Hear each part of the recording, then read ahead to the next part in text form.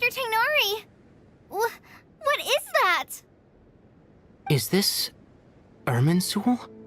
How did this happen? What's going on inside?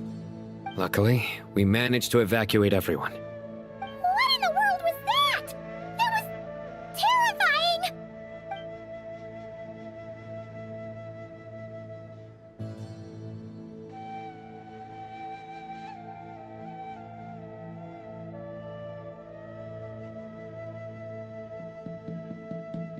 Oh my.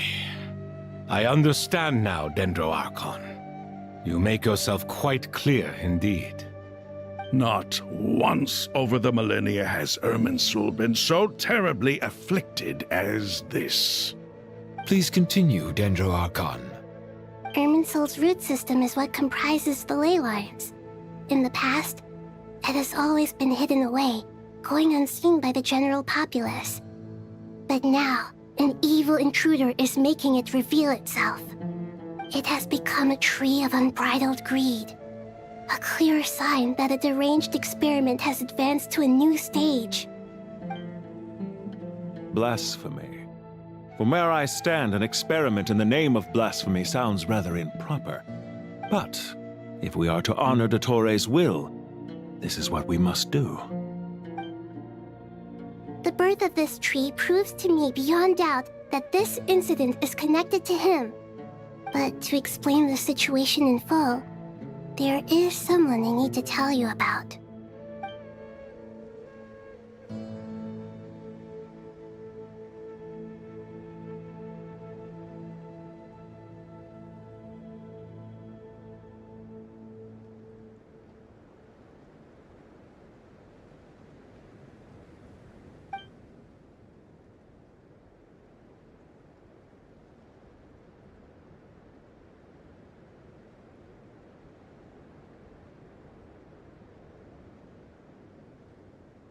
Zandik.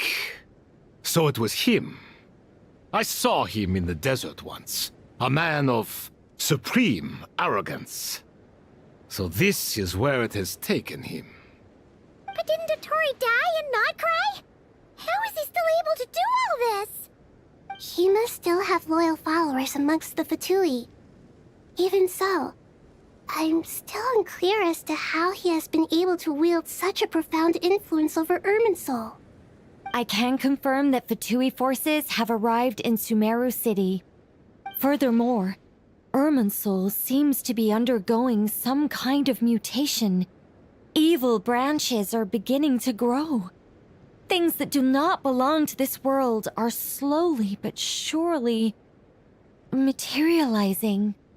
Sorry, I couldn't think of any other word to describe it. They don't seem to be fully formed physical entities yet, after all. But they are gradually becoming real. A baleful tree, climbing up into the heavens. Speaking of Dottore, I have some information on that front as well.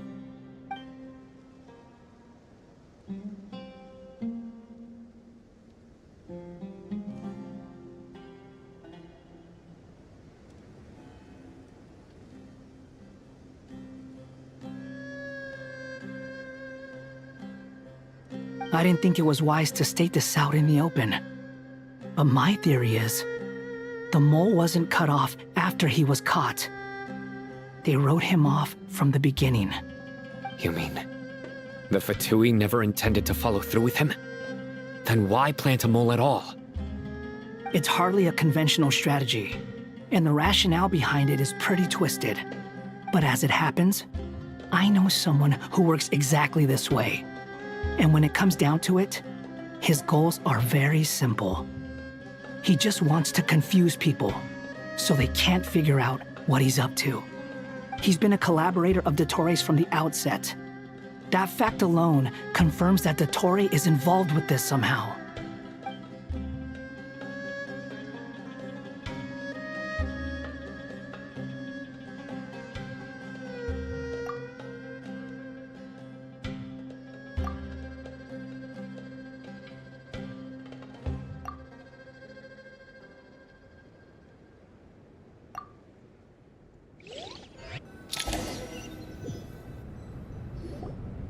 There is still much to be done. Everyone, please remember our core strategy. As per the discussions, the following groups must act immediately. Mr. Al-Haytham and Mr. Kave, the next phase of the Aru renovation project must begin right away. Godspeed to you both. We'll give it everything we've got. The plan looks feasible, but the implementation will require certain resources. General Mahamatra Sino and his team will help to procure the materials required for modifying the terminal. No problem. I've already spoken with Sethos and Hat Guy, and they've agreed to assist me. This kind of thing is best left to the fleet-footed, right, Hat Guy?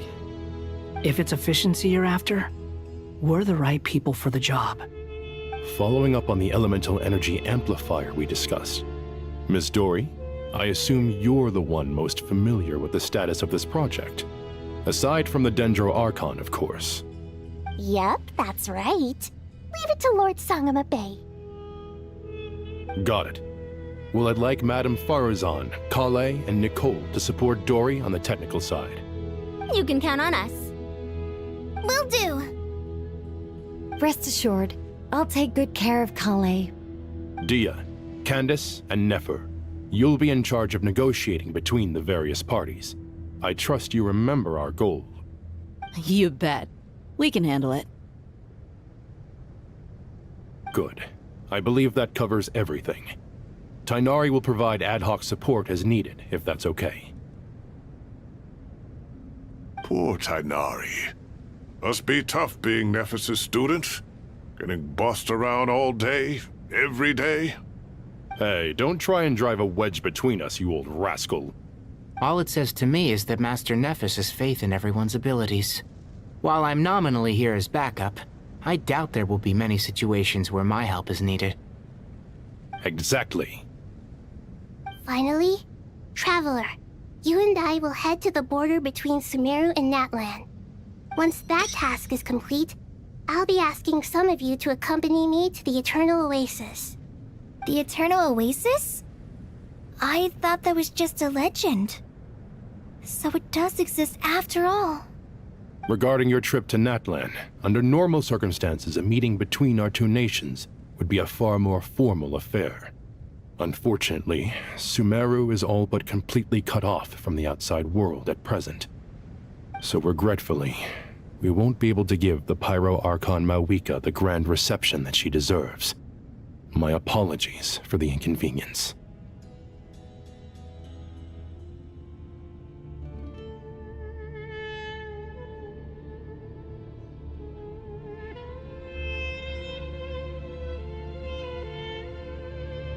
No point putting too much pressure on yourselves. That goes for everyone. Right. Especially you, Dendro Archon. I'm sure you're still feeling quite weak. Don't worry about me. The Dendro Dragon's life force will sustain me. Plus, we'll be there every step of the way. Nahida will be just fine. Yes. I believe in myself. And I believe in every one of you. Well, time to get going.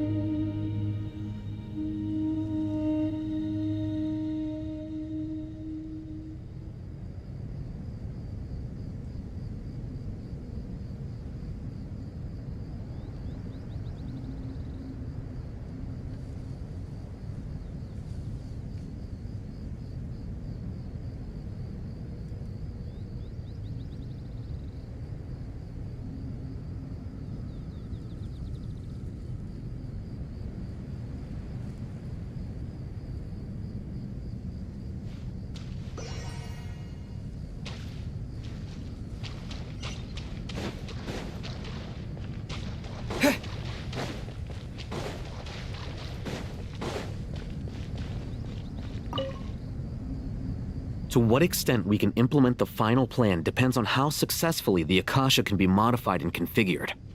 And to make sure the configuration works, Aru will also need some further optimization. Yeah, no surprises there. Once we roll this out, any Sumeru citizens who already have Akasha terminals can simply continue to use their existing devices. This still leaves us with a significant equipment shortage, though. Many groups of people were never issued Akasha terminals, including mercenaries, the desert folk, and many others.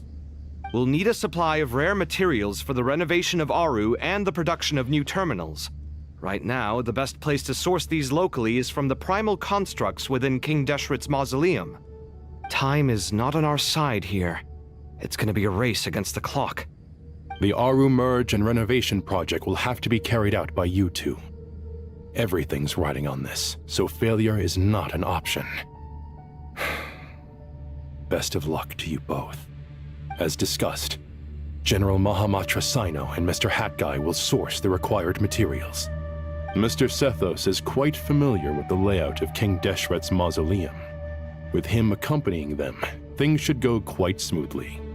I have every confidence. In the meantime, we may as well take a breather. Makes sense. There's not much we can do until the materials arrive. Get information and stay close. What is this, boot camp? Knock it off. It's just Sino being Sino. You know what he's like. Everyone clear on our mission objective. Look at the excess primal constructs, dismantle them, and extract the required materials. And King Deshret's 7 pillars agreed to this? If they're just sitting there doing nothing, we might as well put them to use. Thoth's words, not mine.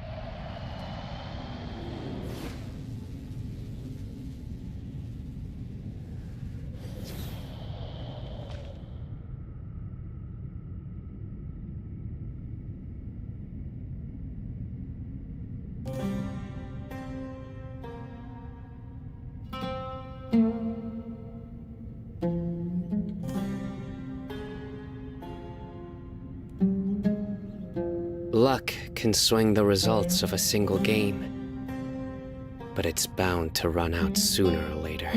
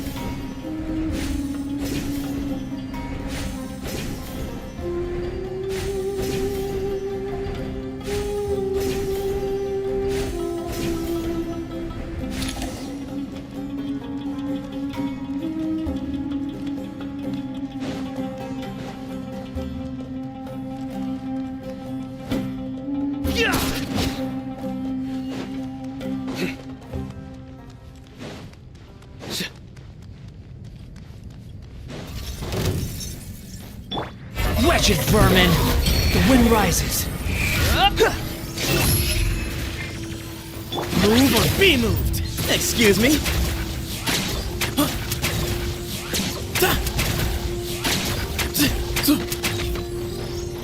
Your sins weigh upon your soul!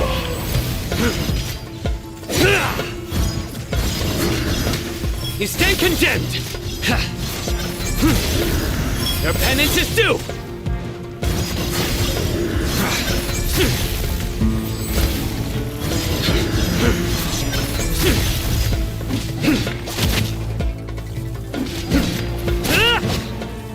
Surrender!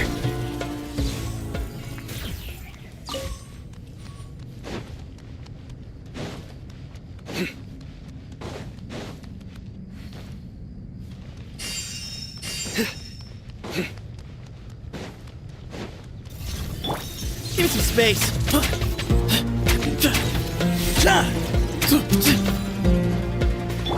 Behold.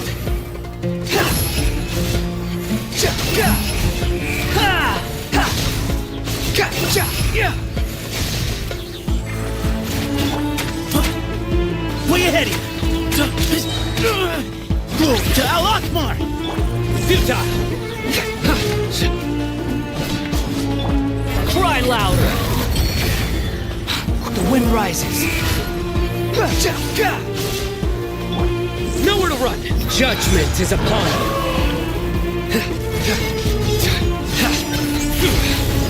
Guilty! Your penance is due!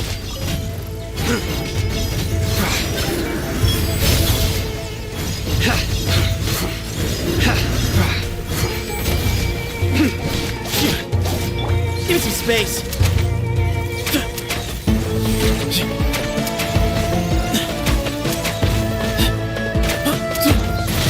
The sun sets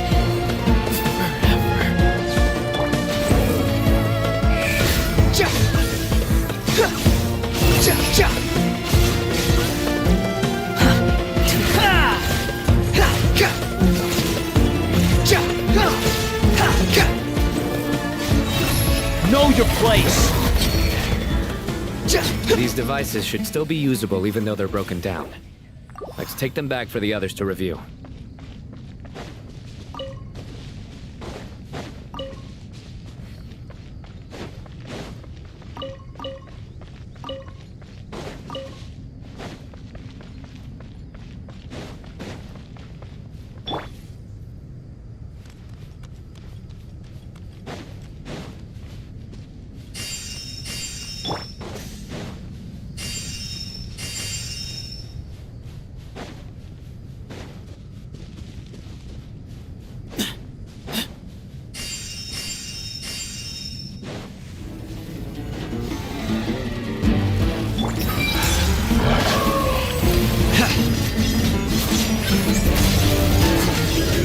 You stand condemned! Your penance is due! You stand condemned! Squall and fury.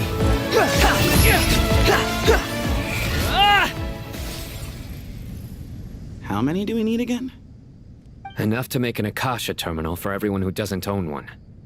I remember you telling me how revolutionary these Akasha terminals were.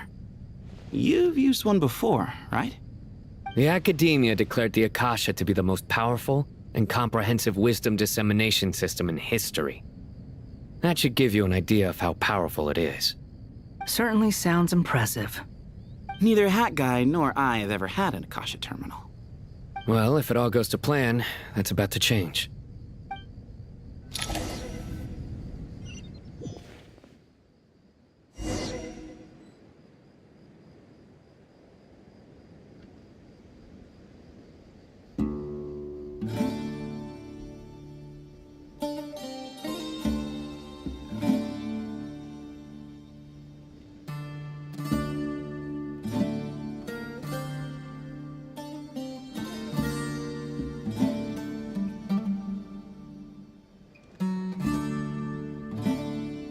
With enough Mora, you can afford to do any...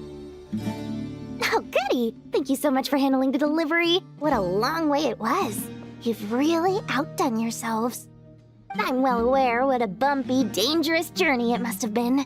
Now, I would have loved to oversee the process myself, but of course, those of us who know the plan can't leave the mausoleum.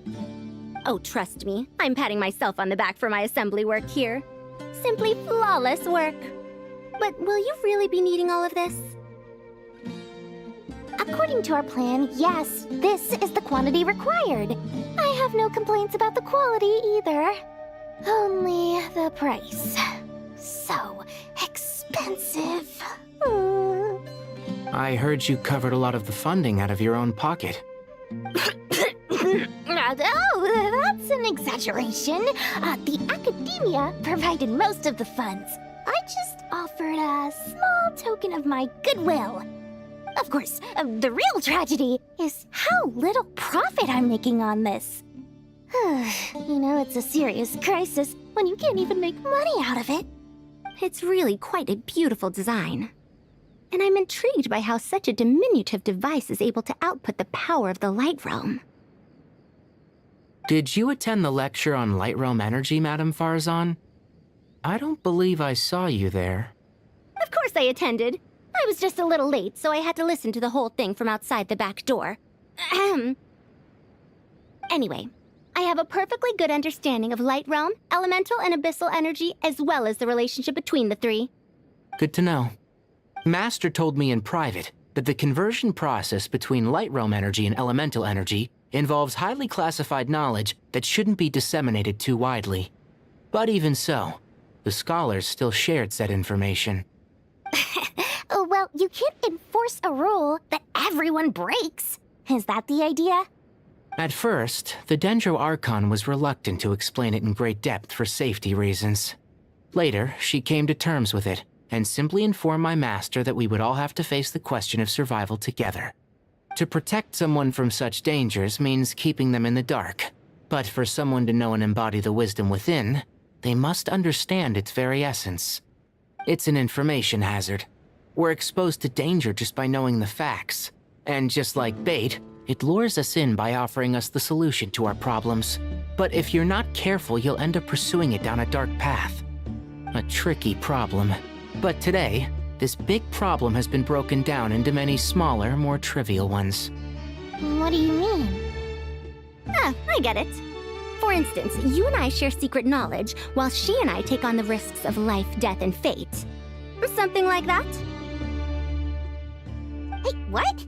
That is not what I call a trivial problem. Well, as they often say in Vahumana, an event that is monumental to the individual is negligible in the grand scheme of history. Generally, the fate of the individual is an insignificant affair. Being from Amorta, where the subject of our research tends to be a lot more personal, I have to disagree. It's hard to dismiss the individual as insignificant. In other words, the big problem of survival has been broken down into many small, interconnected factors, and each one of us represents one of those factors. When the same secret is shared with a group of people, the same fate binds them together. Most people would find this unimaginable, but to us scholars, this is the path that has always beckoned to us. Sharing knowledge is a good way to fight against fate. I will always believe in that. All right, I think that's everything. Thanks a lot. But don't go anywhere just yet. I'll still be needing you to calibrate the equipment.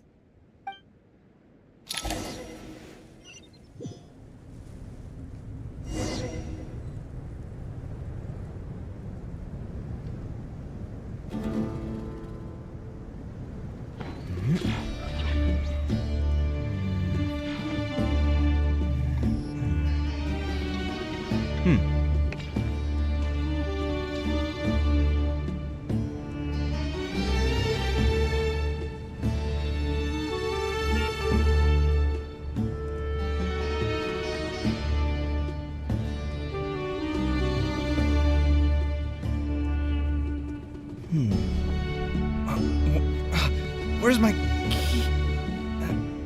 Not again.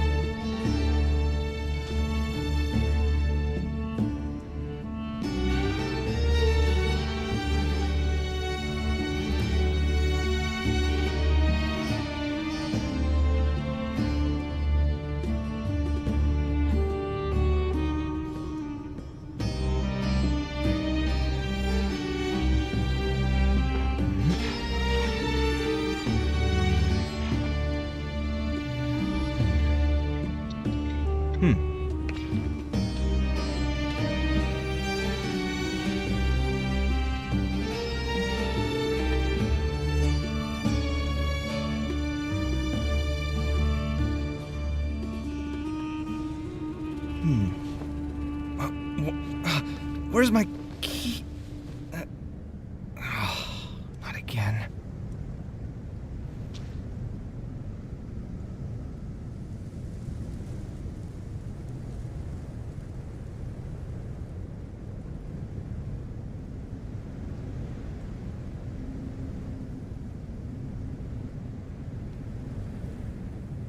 The ability to appreciate beauty is an important virtue.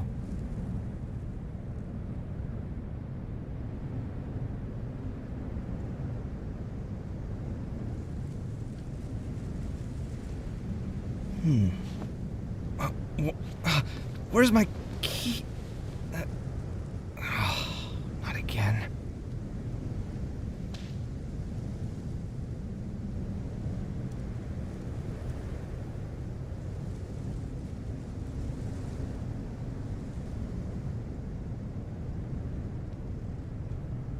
It's good to get out and stretch your legs once in a while. People aren't made to stay cooped up inside all the time.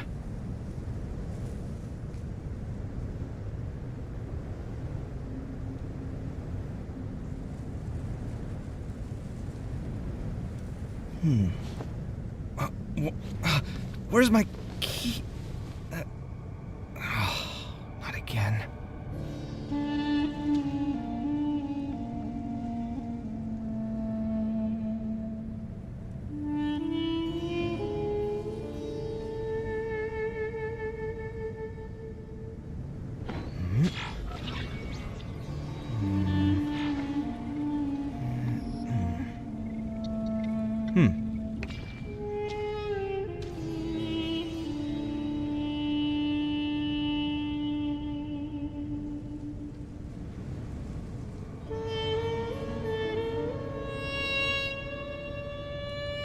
My latest design's getting there, but there's still room for improvement. Better make my finishing touches before the deadline creeps up.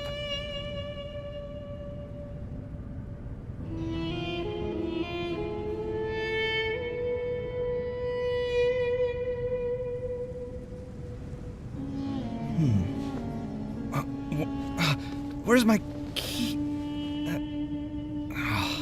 Not again.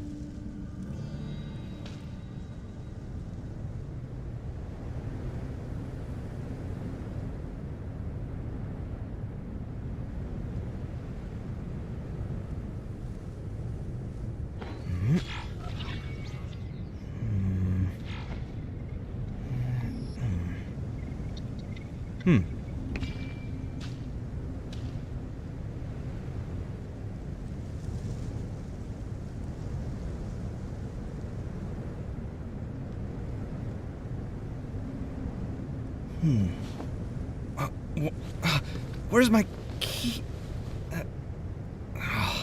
Not again.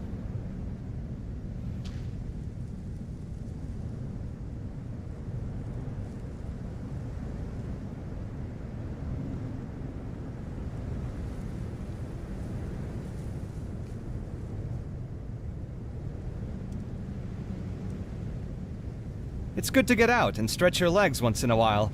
People aren't made to stay cooped up inside all the time.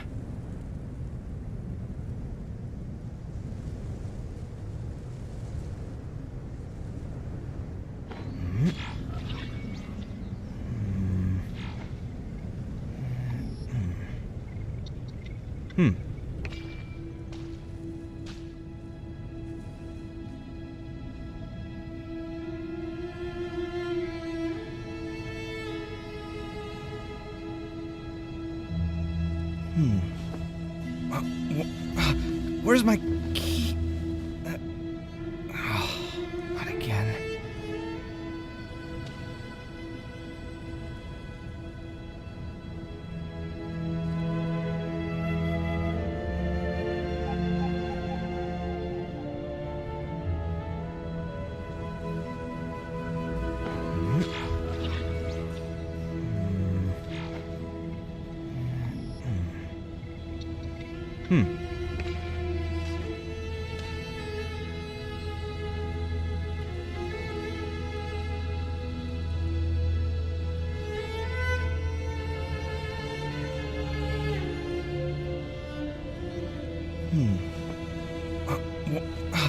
Where's my key?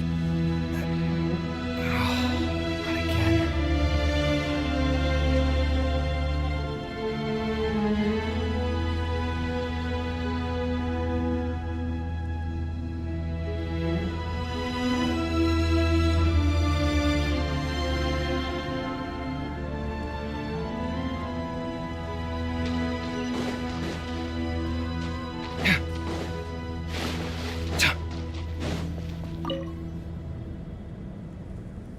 Okay, the materials are ready. We can proceed with the next phase. Alhaitham, how are you getting along? Most of the information in Aru is written in ancient desert scripts. Some of this is written in a tribal language, while other parts seem to be a variant of an oasis script, based on the glyph forms. Oh. Not lost to history, I hope. Some are. All we can do is infer the meaning based on the rules of related languages. Although, this section actually fills in some of the missing historical record. I'm transcribing it so we can bring it back to the academia. After Aru started up, 2 more lines of text appeared here. Can you read them? Humans may not read what is written by the gods, except by not reading. Victory should not be easy to attain, for it symbolizes divine wisdom. Knowledge must not waver, for it has external borders. Is this a clue to solving a puzzle? Or is it being symbolic? You can't read it unless you don't read it. Victory is wisdom. Knowledge is confined by borders. Wait, I think I've got it. It's a metaphor, isn't it? It's talking about... a chessboard.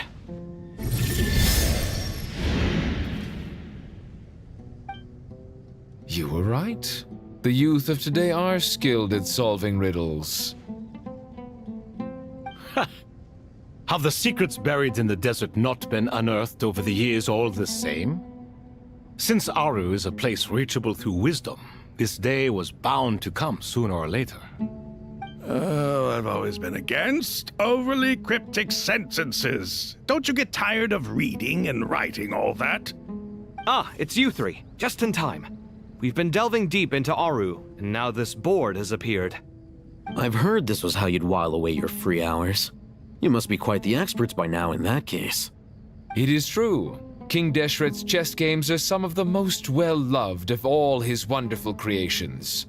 If you have ever been to Safhe Shatranj, you may well be familiar with the chess pieces you see here.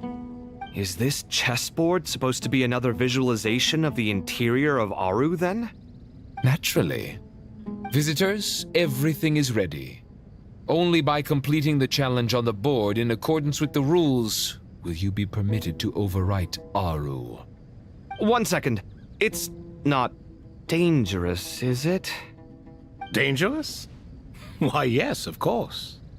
I should be the one to go, then. Wait for me here.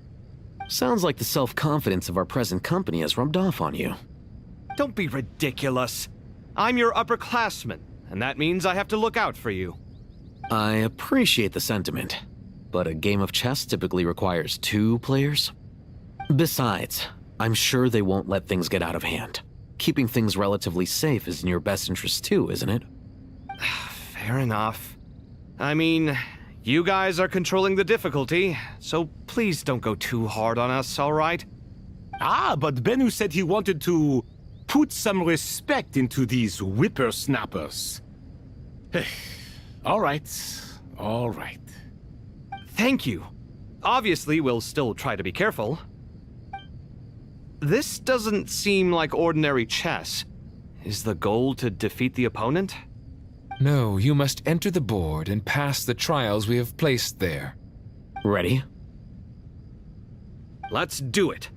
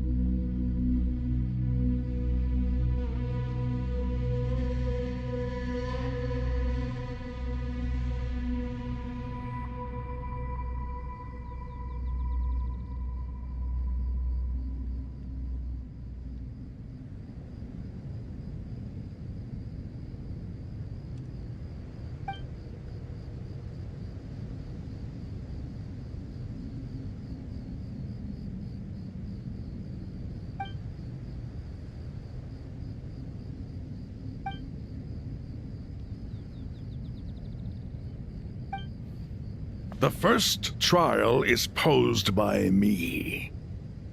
I don't think this is gonna stop us. Ah, but the key to this game lies in working together. Otherwise, you will be deemed to have broken the rules. Looks like it's up to me. Marak, can you open it?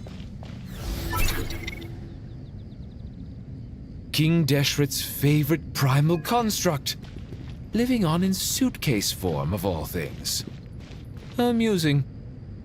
Ho-ho!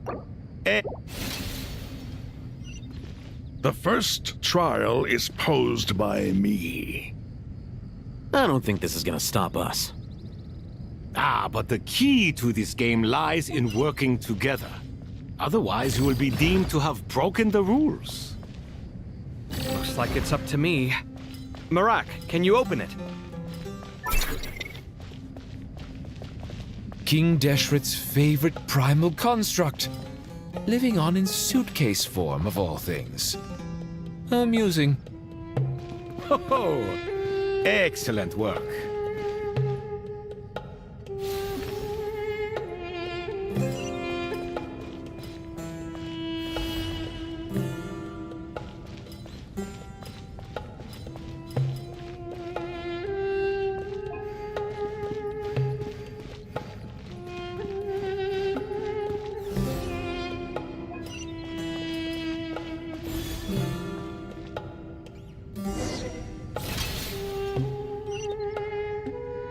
Now is the time for my trial.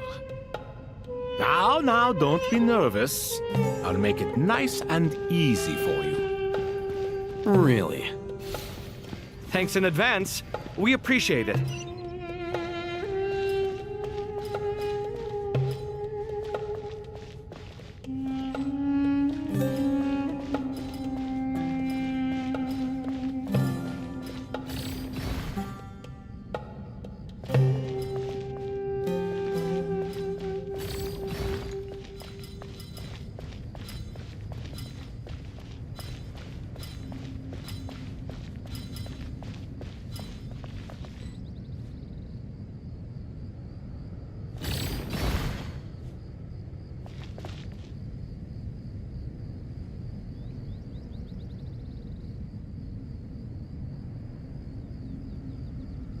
Strange time to catch up on sleep.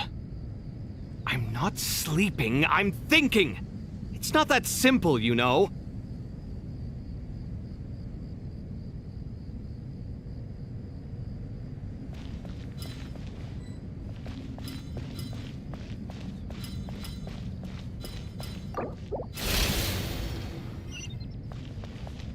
Now is the time for my trial. Now, don't be nervous. I'll make it nice and easy for you. Really? Thanks in advance. We appreciate it.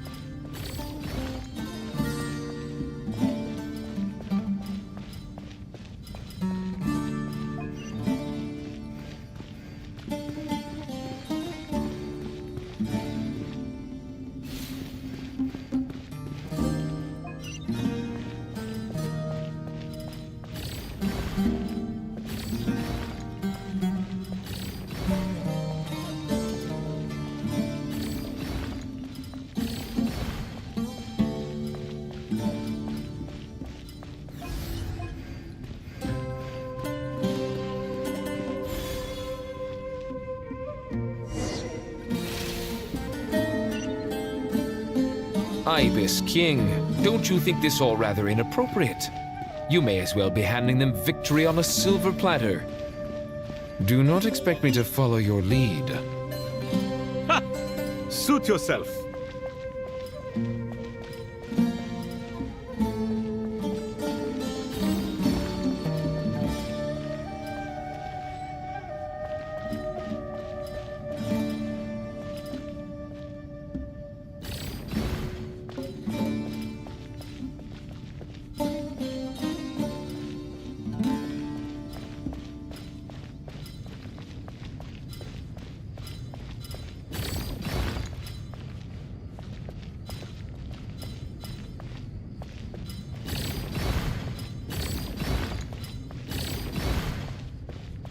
Strange time to catch up on sleep. I'm not sleeping, I'm thinking! It's not that simple, you know.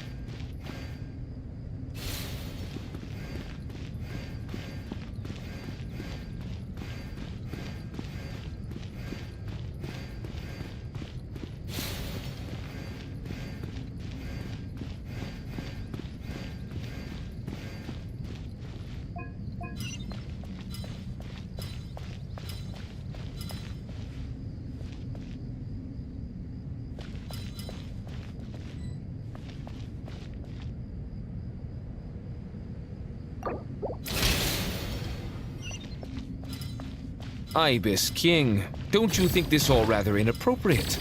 You may as well be handing them victory on a silver platter.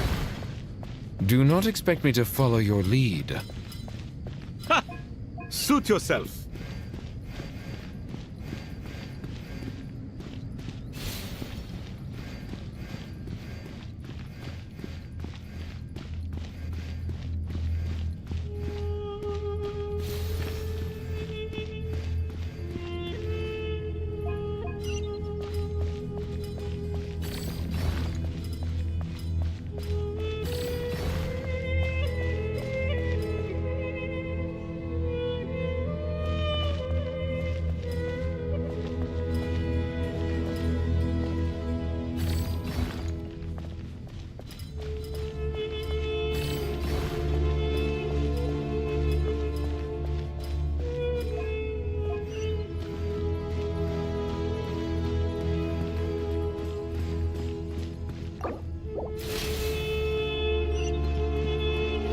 Ibis King, don't you think this all rather inappropriate? You may as well be handing them victory on a silver platter. Do not expect me to follow your lead. Ha! Suit yourself.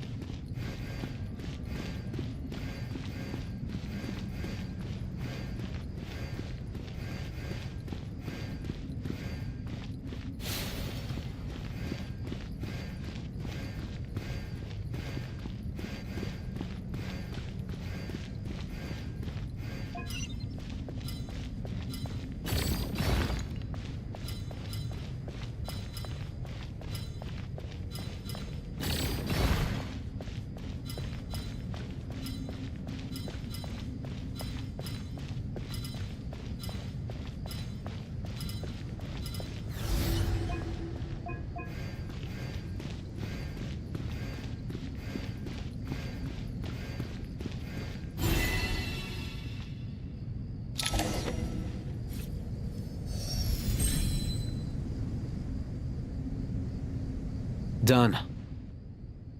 Finally. It's over.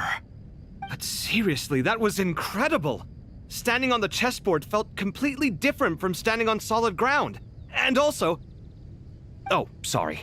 I'll save my thoughts for later. Thanks to the three of you for helping us out with this. Is it just me, or were you giving us quite a lot of guidance along the way? We made but a humble contribution. You lived up to our expectations. Bravo! Our aid was not given for naught.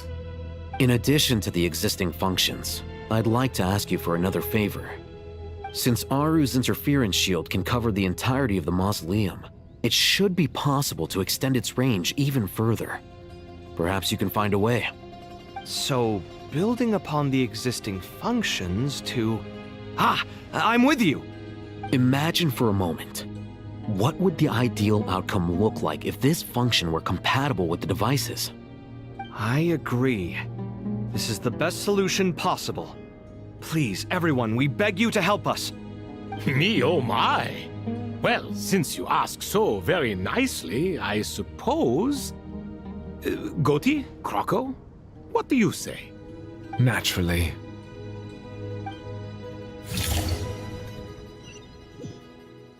Time to go! Let's go find Nahida!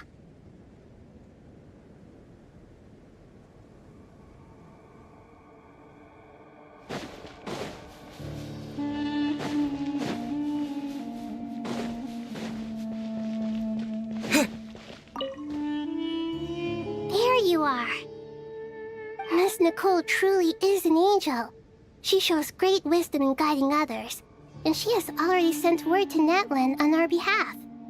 She said that while the other members of the Hexen Circle are busy with important work, she is quite free, and she is more than willing to accompany the people of Sumeru for the entire journey. Oh, there's Nicole, all right. Always super patient and loves to help everyone out. She's the best. She is. So kind and enthusiastic. Well, time for us to get going. Let's head out.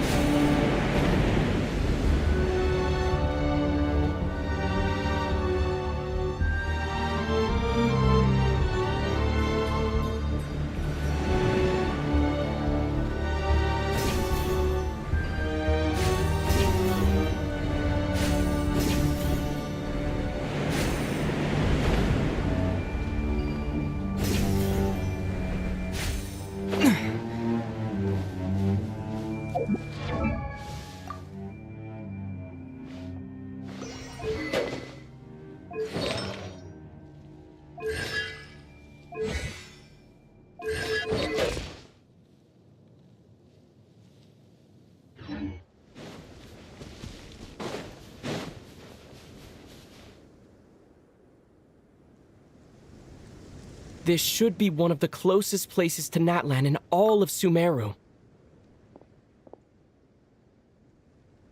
There's the barrier Nicole and Nefer mentioned.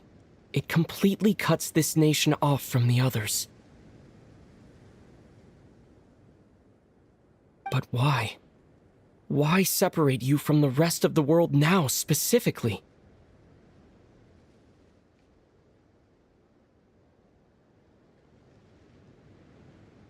And if I'm not mistaken, Irminsul was polluted once before, wasn't it?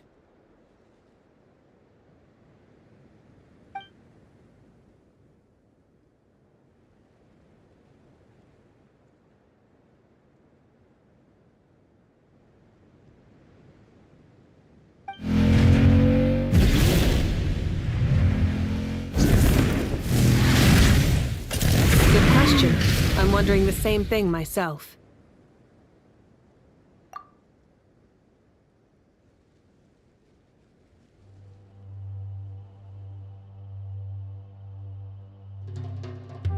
That voice.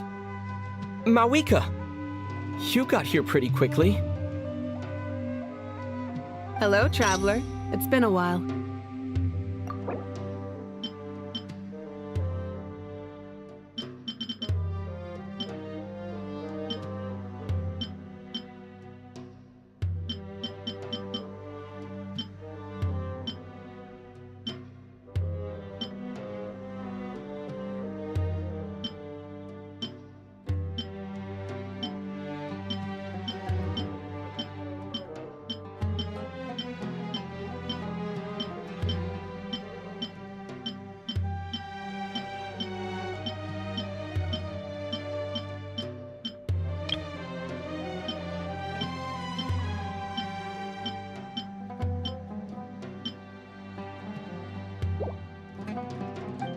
Hello there. Hello, Dendro Archon. Malika, I apologize for asking you to meet at the border on such short notice. I also apologize for not being able to greet you in person. The form in which you see me now is one carried by the Traveler. The real me is inside the mausoleum of King Deshret, and I am reaching out to you with my mind from here. Irminsul has been infiltrated by the Doctor. We must be on our guard, as he can spy on information in the world from within the tree. Fortunately, there is no record of the Traveler in Irminsul, and you are still within Natlan's borders. My records will be preserved in the Night Kingdom, rather than the ley lines. As long as the Night Kingdom remains disconnected from the ley line cycle, the Doctor has no way of knowing my movements. Exactly. So by meeting each other in this way, the meeting essentially never happened. No wonder Paimon didn't come. You were concerned that her activity would be recorded by Irminsul. The Natlanese have heard about the situation in Sumeru. With the borders sealed off, merchants have been forced to stop their shipments. It's pretty serious, and you're the ones bearing the brunt of it.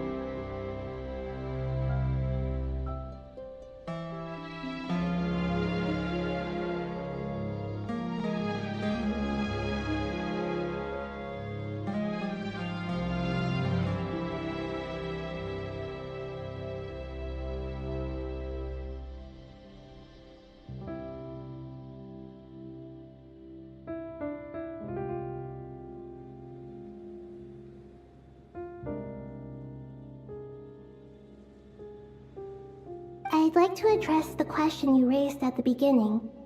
I can offer a brief explanation, although it will sound rather cruel. I don't reach this conclusion gladly, but Irminsul predates the heavenly principles. It existed long ago, when the dragons of Natlan were at the height of their power. So even when the people of Sumeru became ill because of pollution, it was not a critical issue from the perspective of Irminsul itself. As long as it continues to function normally, the barrier will not be activated. But this time, the Doctor's invasion has directly affected the tree. That is what caused the barrier to deploy. The heavenly principles established a rule that when Irminsul is plunged into grave danger, a portion of power will be reserved to isolate Sumeru. That way, even if Sumeru is destroyed, the outside world at least has some time to catch its breath. We'd certainly need it. The heavenly principles created almost everything that exists in Teyvat today. To them, preserving the existence of the world and its inhabitants takes priority over protecting Sumeru. Meaning, protecting Sumeru now falls to you. Yes. My own power may be limited, especially compared to yours. But that doesn't mean that we're just gonna sit around and wait for the end. If necessary, I will utilize any and every means at my disposal.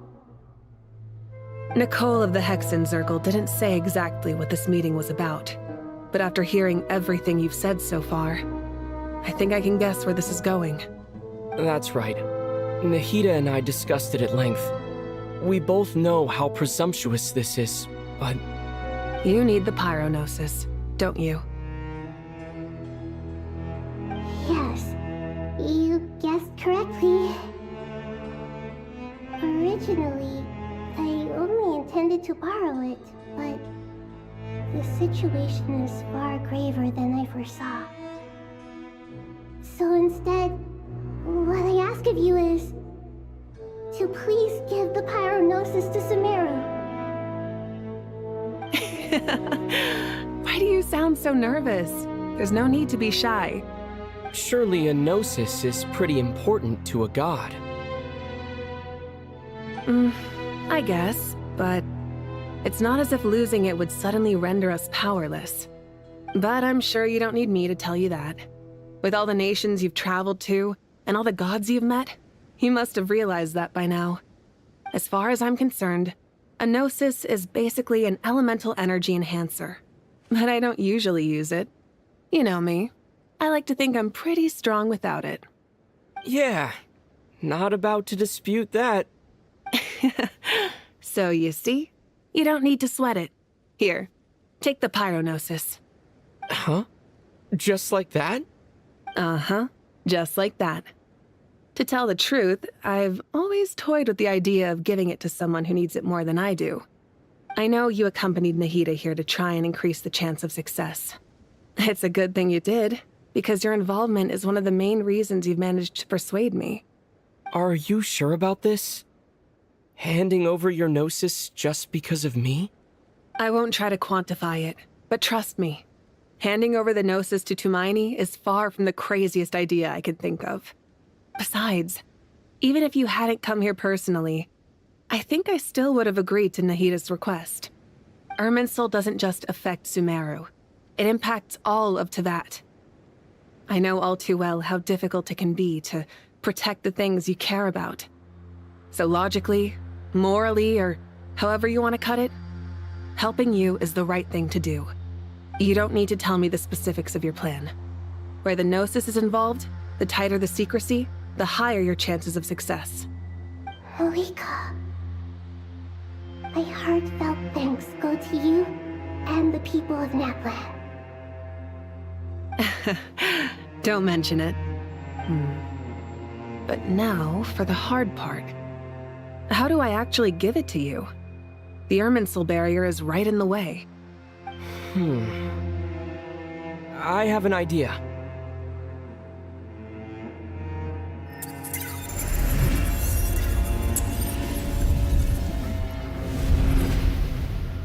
Just as I thought. Incredible. What did you do? Just made a lucky guess. This seems to happen quite a lot. Things that apply to everyone else don't seem to apply to me. I figured the same might be true here. Irminsul usually produces effects based on the records it holds. Since the Traveler is a descender, Irminsul contains no records of him, and thus has no way to impede him. Is that right? You really are full of surprises. Catch. Whoa! Thank you, Mawika. Thank you for trusting us with something so important. All right. No need to get so formal. It's not like we're strangers. Besides, there's still one problem. You might be able to pass through the barrier, but I don't know about the gnosis. Any other surprises for us, Traveler? Let me try something. I have the pyronosis in my hand. It feels strangely ordinary, not particularly heavy, and yet this tiny thing symbolizes the mighty authority of a god. I need to think hard about my memories of Pyro. My memories of journeying through Natlan. All those important experiences I've had. The gnosis disappeared. Traveler, are you alright? I'm fine. The pyronosis disappeared into my body. Just like phlogiston. Maybe it resonates with you because you've mastered the power of phlogiston. You might not be recorded in the ley lines, but you're still Artumini. Whew.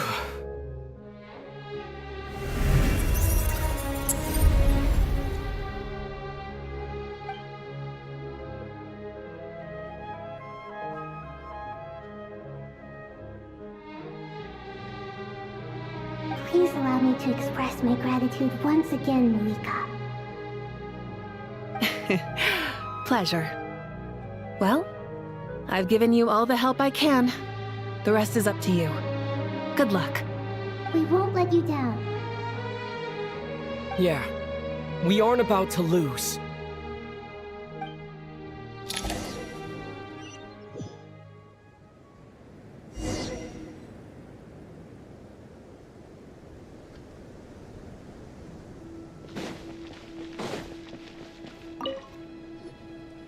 Traveler, Paimon, how are you feeling? Paimon's a teensy bit nervous, but only a teeny tiny bit. Seems like she's gotten way braver over the last few years, huh? Of course. After all the adventures you've had with the Traveler, I'm sure you've gained a lot of experience and grown as a person. I'm doing all right. What about you, Nahida? How are you holding up? With the negative effects of Irminsul, I am a bit like a piece of fruit that's been burrowed into by hungry insects and left to rot. I'd be lying if I said it was nothing. But please don't worry. We all know what we're getting into, and we've prepared as well as we can. I believe in everyone. I believe in you. And I believe in myself. Stoking the fire inside oneself is certainly one way to live, but knowing when to rely on one's companions is also a form of great wisdom. I've been quietly learning little things from everyone, like plucking tufts of fur from a sumpter beast. Me too. With the constant traveling, I'm always learning and growing. That's the journey of life. I think there's someone else here who would share that sentiment. Don't worry about what I think. I was just passing by and happened to overhear your conversation. What are you talking about, Hat Guy? This is the top floor. No one passes by the top floor. Says who? You can fly just like I can. I would have thought it makes sense to you of all people. I don't know why, but I feel a little more relaxed now. It shows that you feel comfortable laying down your burdens in our presence. It means that Sumeru is a place you can trust, where you know we have your back. And we feel exactly the same way around you. That's what it means to be friends.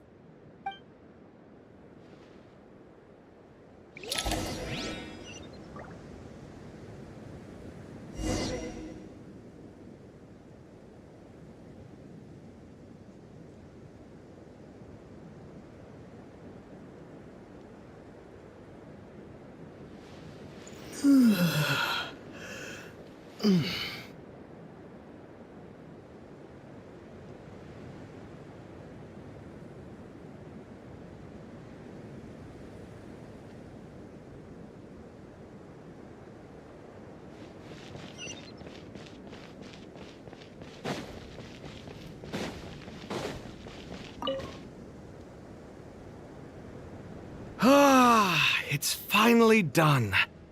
Ugh, but I have a nagging feeling that there's something I've forgotten. Oh, there you are. Everything wrapped up on your end?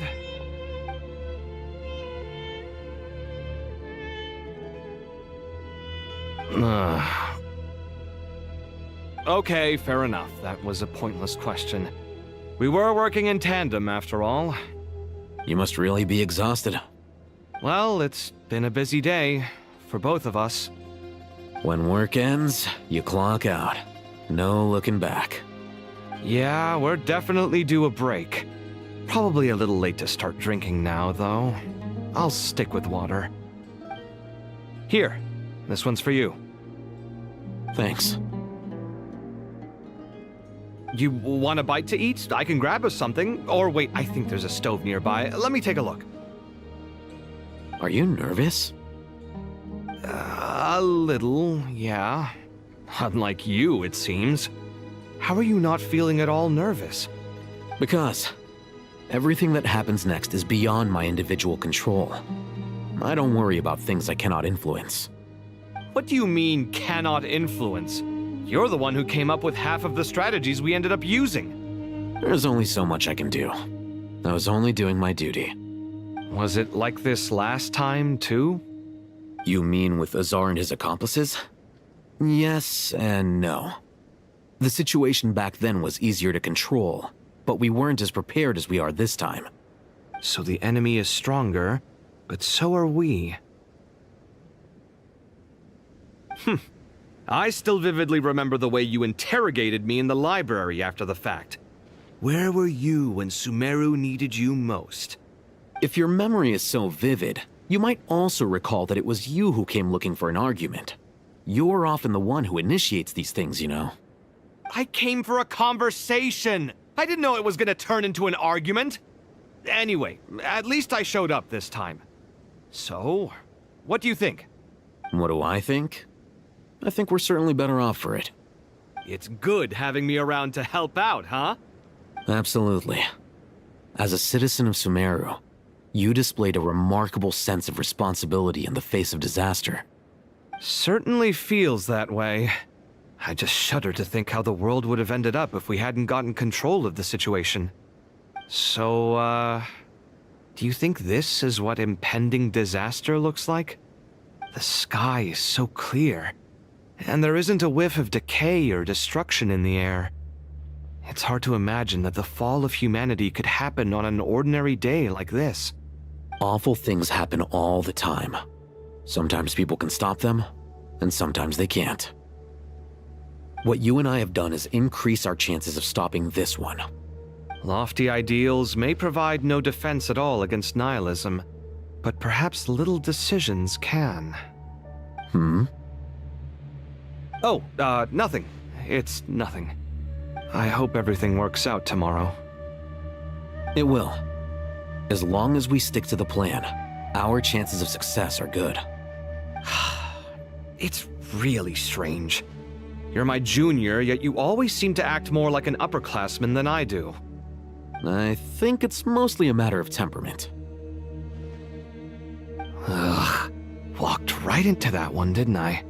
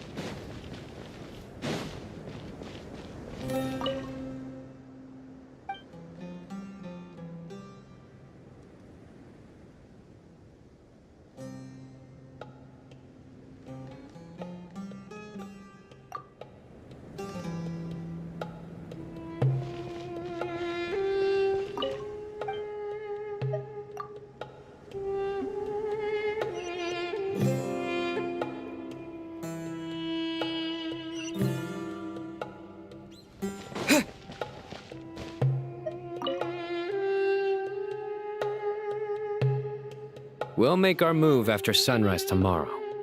Good. Is everything ready? As much as possible. That'll be enough. Don't let the pressure get to you. We'll take things one step at a time. That's how we've always done it. Master Tainari! Mr. Sino! So this is where you were. I brought some juice and some water. Would you like some? I know how easily you get dehydrated in the desert, so you should definitely have some water. In which case, I'll have the juice. I gotta ask, though. Who's on juice-making duty at a time like this? Madame Farazan said she was feeling a little nervous, so I told her about the automatic juicer my friend invented. She took it right off me and started making carton after carton of juice. A juicer? Did Sucrose send that to you? Yeah, I hadn't had the chance to try it out before this incident occurred, but I couldn't bear to leave it behind in Gandharvaville. The juice is very sweet. I think so too. Kale, how are you feeling? Physically, I'm okay, but it just still feels strange to me. Why would a great power like this come to someone like me? I know the feeling well. That same question ran through my mind every day as a kid. At least now, you have someone who can relate to you. All the more reason that you should apply for Spontamod. Tainari fiercely opposes the idea, though. Those two things are completely unrelated. What are we all chatting about, Would anyone like any juice? Oh, you have some already. I had some earlier, ma'am. Maybe give the extra to someone else? Very well, very well. I shall be off then. There's this enormous power, and then there's little old you. You feel like there's no connection between the two. And that sense of dissonance is difficult to get used to. Yeah. But after all this time, I can't believe this stuff still gets to me sometimes. Makes me feel a little childish. Kale, just because we normally keep the conversation light doesn't mean we can't discuss deeper issues. I don't think it's childish at all. You were the victim of a terrible crime. It's normal to struggle with the fallout from it. You have absolutely nothing to be ashamed of. My professor once told me that no incident can be considered truly resolved until the victim says it's over. Your rage and your pain are completely justified. Thanks. Miss Nicole said that the same god remains which were once used to inflict so much pain upon me have now become a weapon with which I can protect everyone. It's like my own personal kind of evolution. Every innocent person who's been hurt needs time to realize that it wasn't their fault. I was the same. But it's all about to be over. Tomorrow, it ends for good. I don't know if you've noticed, but you rarely stumble over your words anymore, and your outlook has become much more positive. It's a big change from how you used to be. And since this isn't over, you can settle the matter on your own terms. It's time you seized back control. I believe in you. Yeah. Sumeru is my home. And it's so important to me. I have to protect it. No. I will protect it. And once you're done, how about you come back and apply for Spontamod? Stop it with the sales pitch, would you? Hey, excuse me. There are still 3 unclaimed cups of juice here. Why don't you take one each? Ugh, my arms are getting sore from carrying them around everywhere. Madame Farazan, why are you... Here, let me take them off your hands. Thank you, Madame Farazan. Drink up and enjoy my handiwork. I think I'm going to make something else now instead. Please, try to relax, Madame Farazan. Your nerves are starting to get the better of you. I know, I know.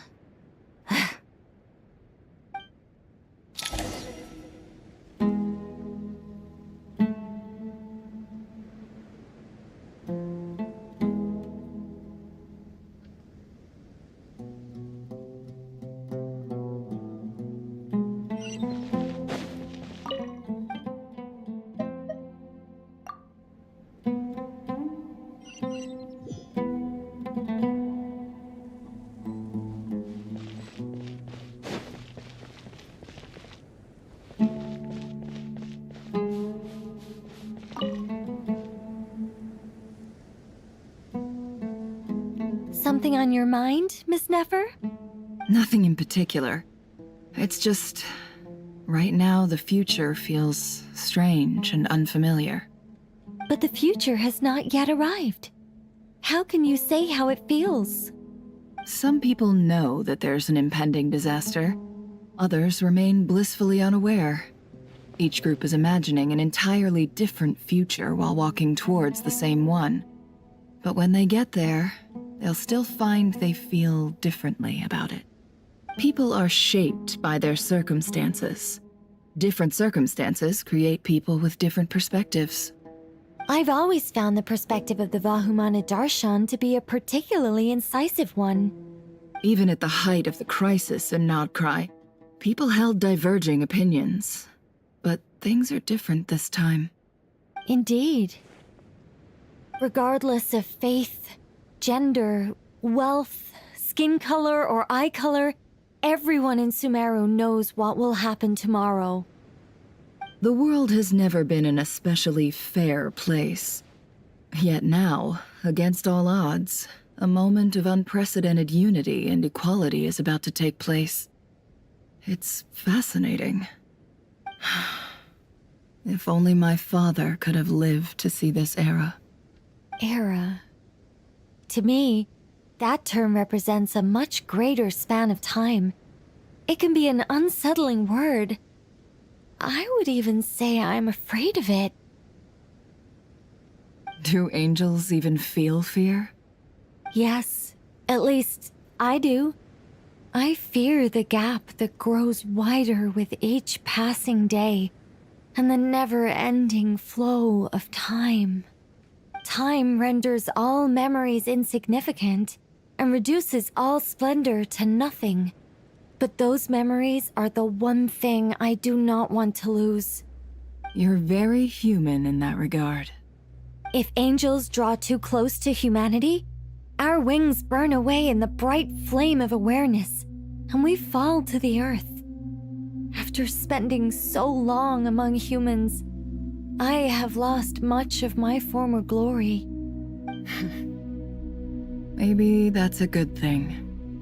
You're more human than some humans are. I've been talking to Kale a lot in recent days.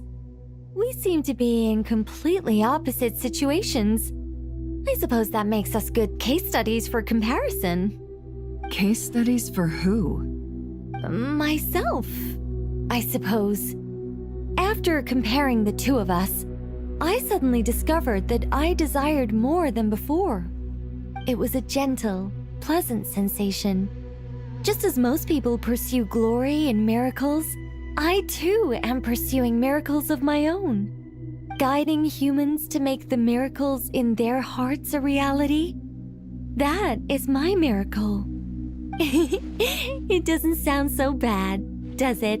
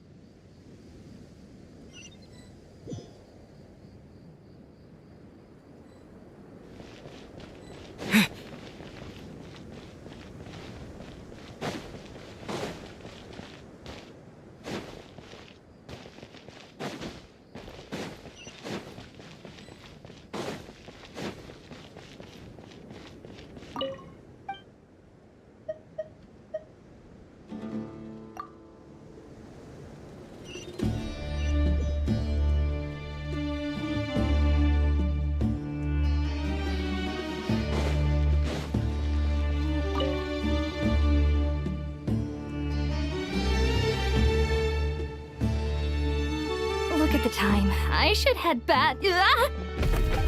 I'm so sorry. I was in a hurry and didn't look where I was going. Are you all right? I'm fine. Wait, you're... Have we met? Not exactly. I think we may have crossed paths by the house of Dana before. Oh. You're Hat Guy! From Vahumana, right? You recognize me? The clue's in the name, Mr. Hat Guy. Fair point. It's getting pretty late. What's keeping you up? I could ask you the same question.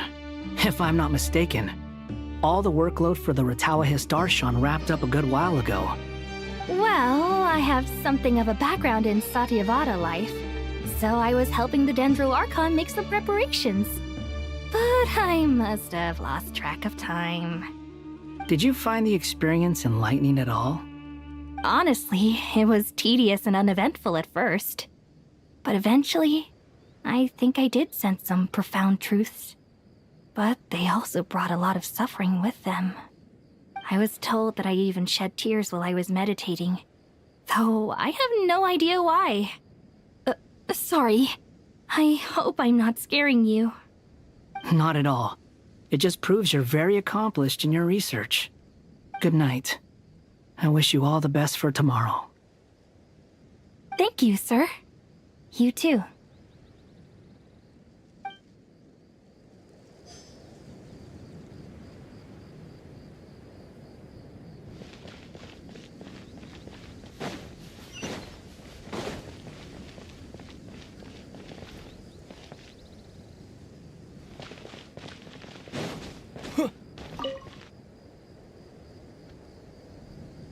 Too bad we've got a fight tomorrow.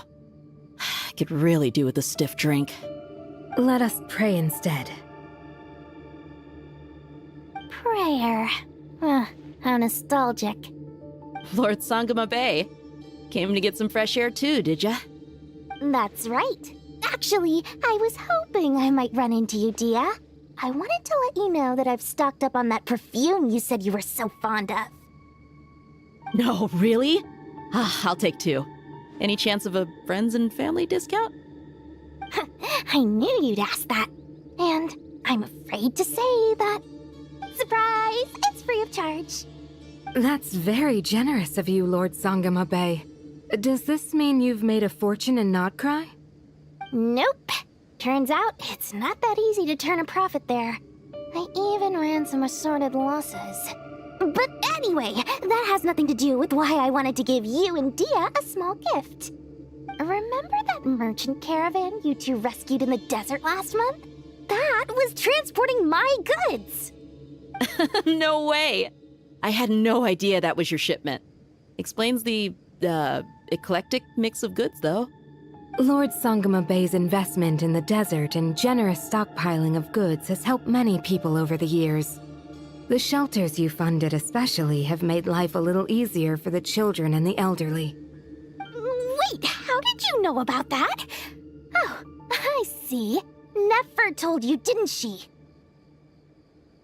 The pesky lady. Aren't intel brokers at least supposed to charge for divulging people's secrets? She and Candace go way back.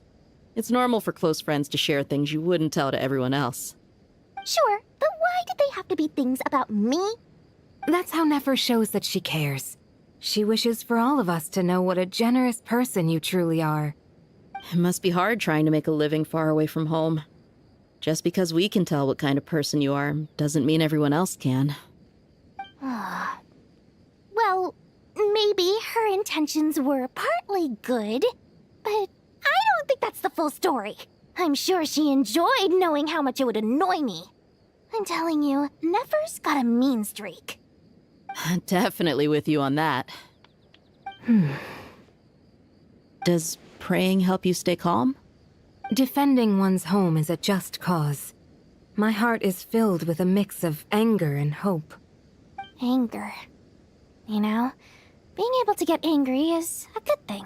It shows that you're in touch with the real world, and that you have the passion to pursue something you believe in. Oh, my lady? What are you doing out here? Just taking a walk to clear my head. Look where I ended up. Were you praying just now? Yes, Miss Dunyarzad. Would you like to join us?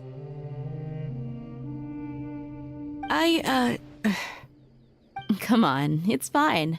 She won't mind who you pray to. Oh, then sure.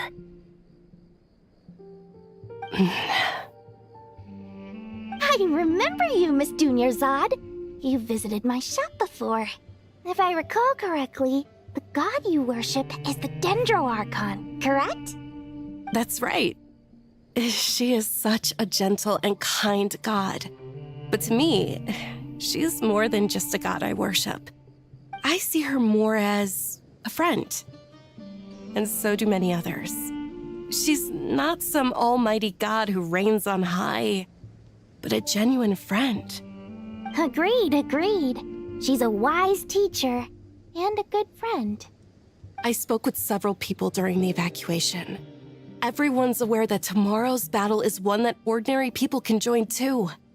A battle to fight for our friends and our homeland. Oh, it makes me glad. I can finally do something for those who protected me. You've grown so much since we first met. Oh, a compliment? Ooh, more please. Thank you. My lady, you've always been a remarkably strong and ambitious person. It's indisputable. And that's not just a compliment. It's a statement of fact. What are you praying for? Our beliefs may not be entirely the same, but we both wish for the same thing. I pray that everyone will rise to the challenges ahead and return safe and sound. I pray for the safe return of all my companions.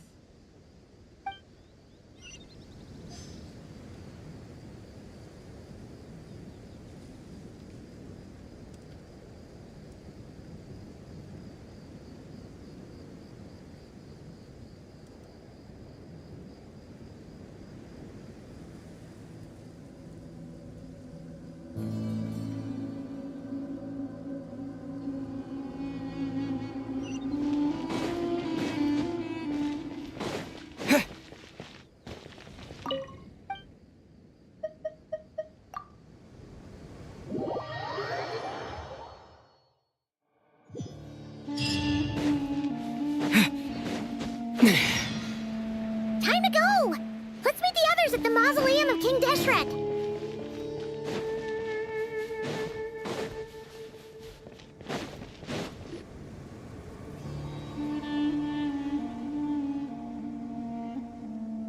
I have not felt this way in a long time. Standing up high, gazing out at the rolling dunes.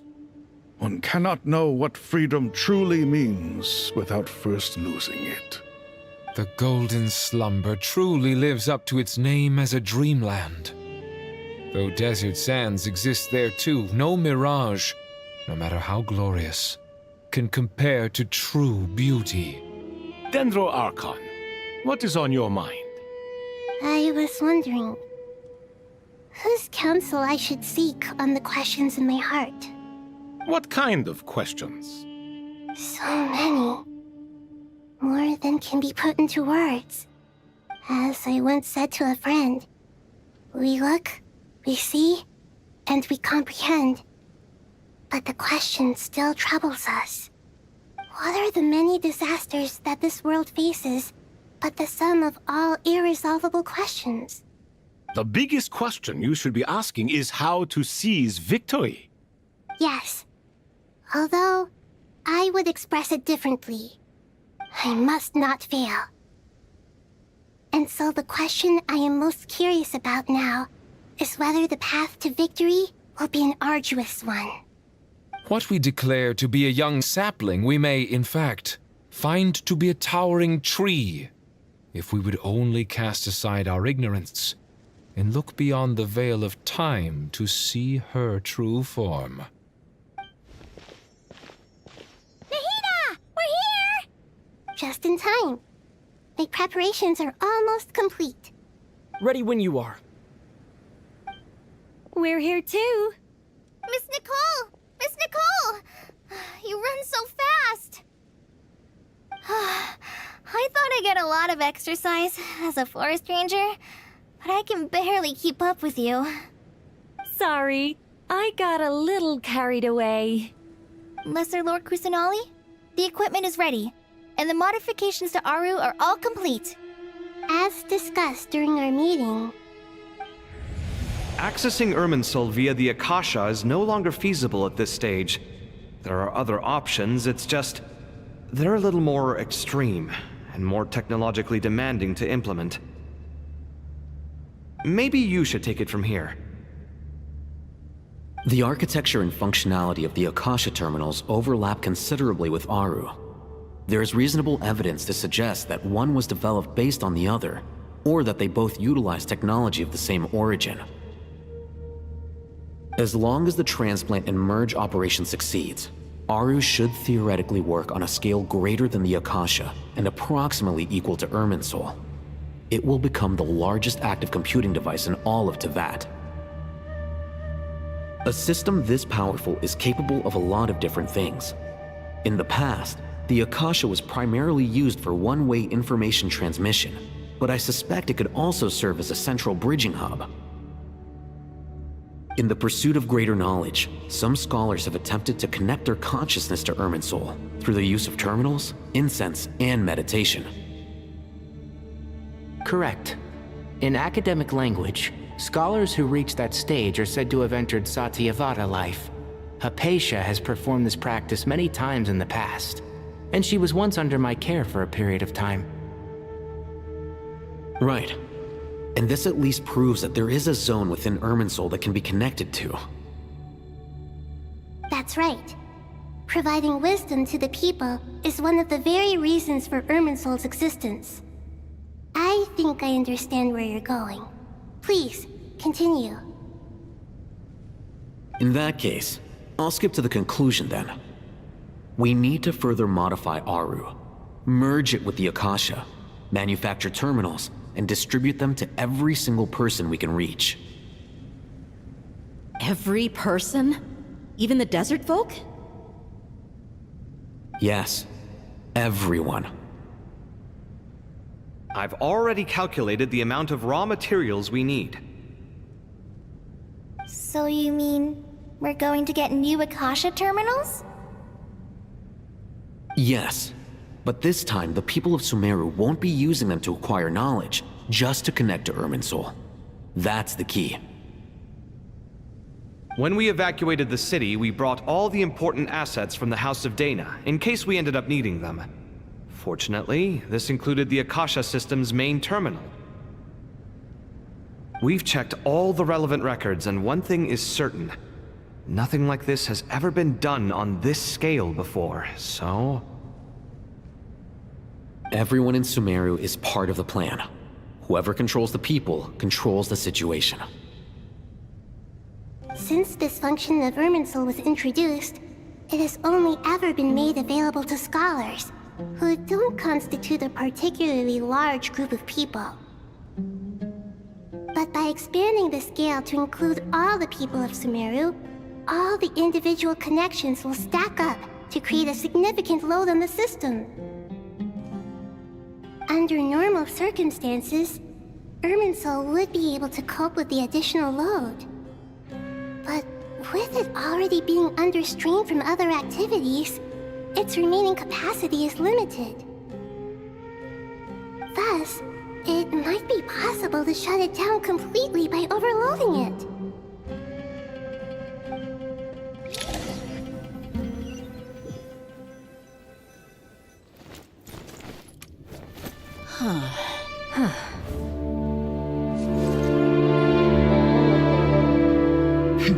Counting down. 3, 2, 1. Are you ready? Ready!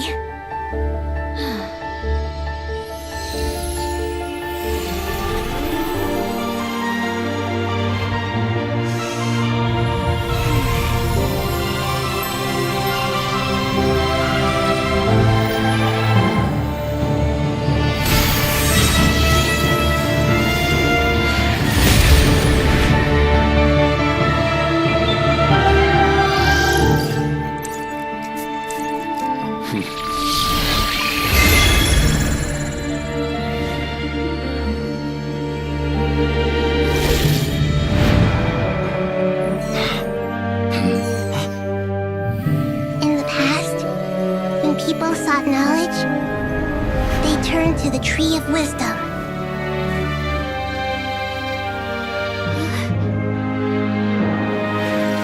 Today, we use it to save Sumeru and the whole world. These boughs that nurtured learning must not become tools for destroying the world.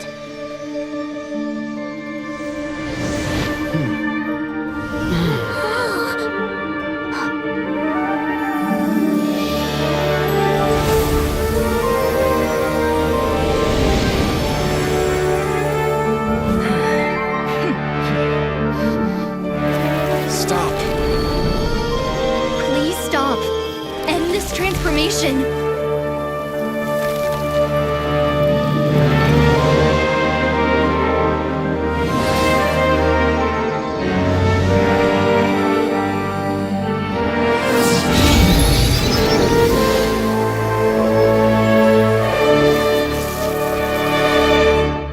You would shut down Irminsul just to stop me? You fools.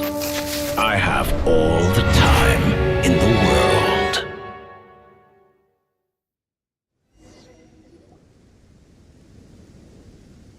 Success! The evil Irminsul tree has stopped growing! Great!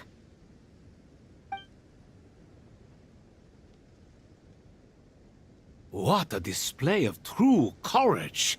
The courage to think and the courage to act! I never thought I would witness the shutdown of Irminsul with my own eyes. Perhaps this is human wisdom in action? Indeed, only humans could do such a thing. Gods are few and far between. What was once created for spreading knowledge is now used for another purpose. A rather ingenious plan. I am grateful to you three for your help.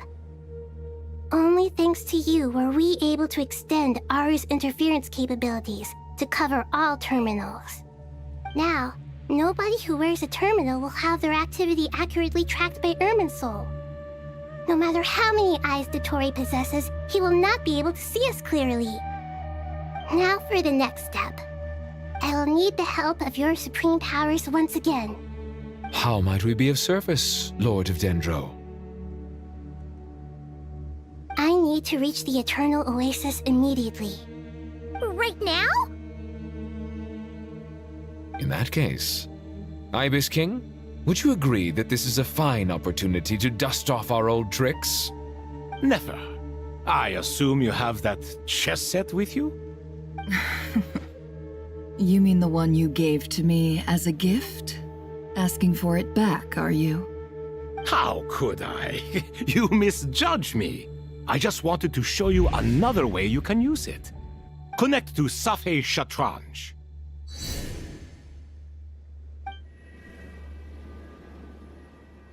Safei Shatranj? You mean that place in the desert? Thoth's chess set gains its power from the chessboard laid out in the desert by King Deshret and ourselves. All ceremonies conducted using the chess set must be activated via Safei Shatranj. In other words, the chess set is an extension of the chessboard. In the past, moving a chess piece was a sacred and momentous act. Transfer initiated. Entering live combat mode.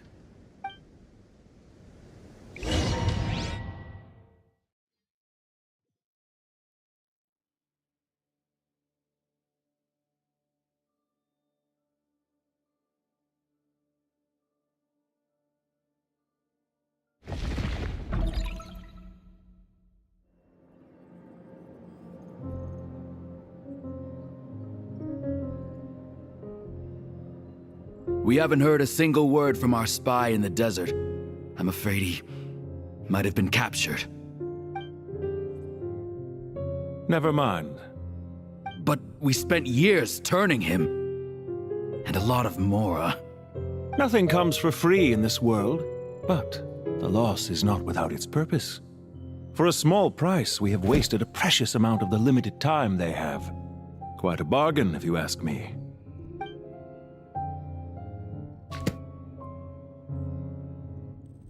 Understood. Weighing profit against loss is a necessary part of life. But to tell the truth, I have been operating at a loss since this all began. Since many centuries ago, in fact.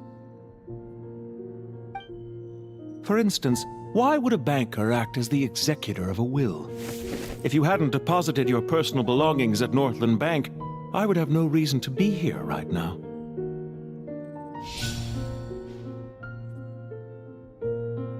Dottore, I've placed your final data backup into the ley lines as per our contract.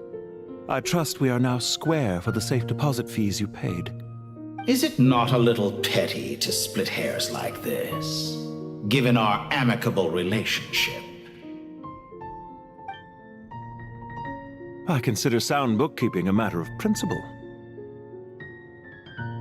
Do not forget that you only live to see this day thanks to me. In fact, every day of your life since you met me, you've been living on borrowed time. Why, That's hardly a fair assessment. I will concede that my survival was perhaps at your whim, but I became a harbinger on my own merits. Managing money is not like other professions. Mine is not a role I could have acquired based on your recommendation alone, and certainly not one I could have lasted so long in without genuine ability. The information stored in the ley lines is quite comprehensive. Rest assured, I have not forgotten how strong your pride is.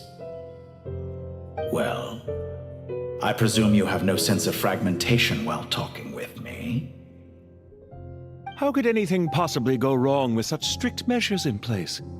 The remainder of your soul was split in two, with one half sent to Nodcry and the other stored in the most secure vault of the Northland Bank. Though I must say, your disdain for the other segments is quite amusing. Zandik is you, and you are Zandik. Zandik created the segments, yet you, a segment yourself, reject him.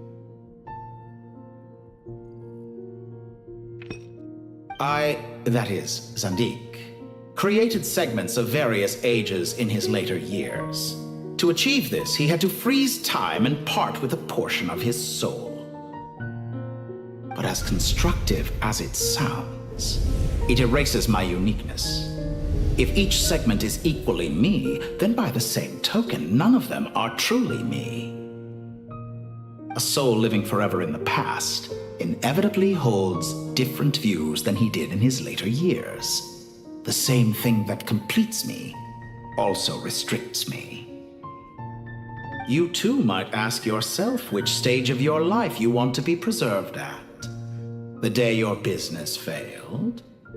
Or the day you were framed by a gang and sold off to a medical lab as a test subject? We needn't dredge up the past. This undesirable plan was eventually scrapped. Lesser Lord Kusanali was quite right. I needed an opportunity to eliminate myself. And after that, I concluded that there was no more effective plan than directly splitting the soul. Once the soul is transferred out, you will find that creating a physical body is far simpler than creating a puppet. The other half of your soul suffered a crushing defeat in Nodcry, you know. And yet in the process, I obtained the information I always wanted, did I not? Because now we finally know where the best testing ground truly lies. I once thought your ultimate goal was to ascend to godhood. But as it turns out, that was merely one of your experiments. Experiments take many forms. Most people are too eager for success, too fixated on the end goal. They forget that the experimental process itself is just as important. A suspiciously vacant seat, a new face. I trust you can put two and two together. The reason it doesn't exist is because someone tampered with the record. What can I say? After all your efforts, you really did uncover the world's secrets. So, is the new world you promised a lie? No, it never was. I am glad to be able to control Irmin's soul from within. Now I shall attempt to create a new world inside the existing one. Almost everyone faces the prospect of death, but not a single person has ever been able to experiment unrestrained in the afterlife through sheer force of will. I am the only one to have overcome this enormous challenge. Would I not be letting the world down if I didn't make the most of the opportunity to experiment? Clearly, the dividing of your soul did not affect the magnitude of your ego. Out of all the versions of you that have ever existed, this you is the most insane and the most radical. Is that why you chose to work with me? Which was it then? My insanity? Or my radicalism? Could I call myself a venture capitalist without a suitably ambitious plan to invest in? Yours happened to fit the bill quite perfectly. Well then, I must say, while I am surprised enough that you showed up at all, what surprises me more is that you chose to present yourself as my former subordinate, and not as the banker Pantalone. Why make things harder than they need to be? Exposing my true identity in a situation like this would only serve to destroy diplomatic relations between Snezhnaya and Sumeru. I daren't imagine the consequences. Showing up in the name of the original antagonist gives you the recognition you rightly deserve, while also being sensitive to Snezhnaya's predicament. It was an easy win. As for why I'm here, if you're suggesting that your credit is in the negative, I won't argue with that. Many people say that about you. I'd argue that a significant factor in your willingness to cooperate is the fact that you have but a few years of life left after my death. Living and dying together has a way of binding two parties together rather closely. Is it not true that a relationship should be judged by both the positive and negative returns it yields? So some of what I said actually made it into your head after all. It's true that I hope you don't die too soon, but don't you find that a strange thing for me to say? After all, you've already had quite a long life, especially for a human being. Let's not pretend that you're any more innocent than I am. Are we not the same in this regard? We both despise the existing laws of this world, and neither of us enjoy being under anyone else's control. Is it really so greedy to want the world to operate by a new set of rules? Of course not, my dear friend. And as I've said before, mutual interest is the foundation for the most reliable of relationships. You can attest to that. I just hope there never comes a day when I have to work too hard to prove that. Regrader, sir. People have been spotted approaching Sumeru City. How strange. Despite your access to Irminsol's data, it appears the soldiers noticed before you did. They must have found a workaround. Well, Dottore, I trust you know what this means. The fact is... They're coming. They'll breach the city gates any moment now. But even so, I would say Irminsol is a wonderfully convenient thing on the whole. If you do manage to create a new world, perhaps you could plant one outside my office, too. I'll consider it. What do you need me to do? Stall them? The experiment will take time. Stall them for as long as possible. Very well. But you're really asking for the moon here. Have you heard this story? There was once a guilty man, kneeling in the center of a church while an angry mob outside waited to bring him to justice. He pleaded with the gods, begging them to grant him one final request, the chance to finish confessing his sins before he was sentenced. Many suns and moons passed, seasons changed, and still his confession continued, as if he intended to speak until the end of time. Are you suggesting I worship you as a god? Or were you hoping that I might confess my sins to you? Certainly not the latter. That would make my life miserable indeed.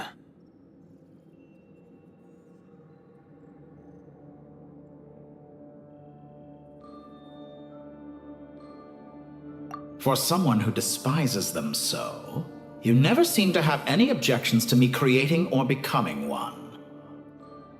At first, I thought you'd be furious. Concerned I would terminate our partnership, were you? Not at all. You had reasons why our partnership must continue. Don't you find people's attitudes toward gods amusing? A god descends from the heavens and people worship it unreservedly, blindly following whatever rules are given to them. And yet, when they see an ordinary person gain godlike levels of power by virtue of their own hard work, they treat him with nothing but suspicion, even if he is a compatriot. Is that supposed to be a compliment? No. I was just thinking. I pity the man who would call you a compatriot. There's no need to be so self-critical.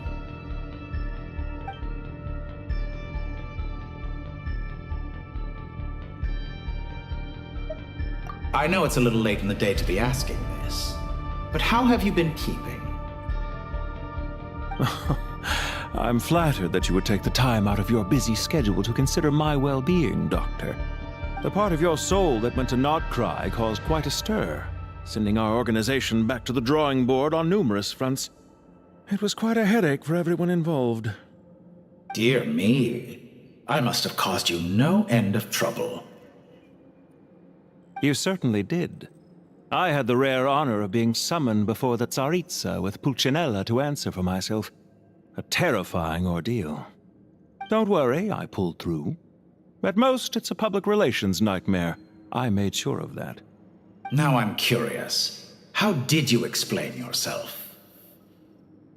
Oh, it was quite simple. I just pinned the blame on someone who wasn't there to defend himself. I could hardly be expected to defy the demands of someone as insistent as the Second Harbinger, now could I? How you slander me. You know full well that I am perfectly amenable to reason. There's no question that you are partly to blame for the ruin of my reputation over the years.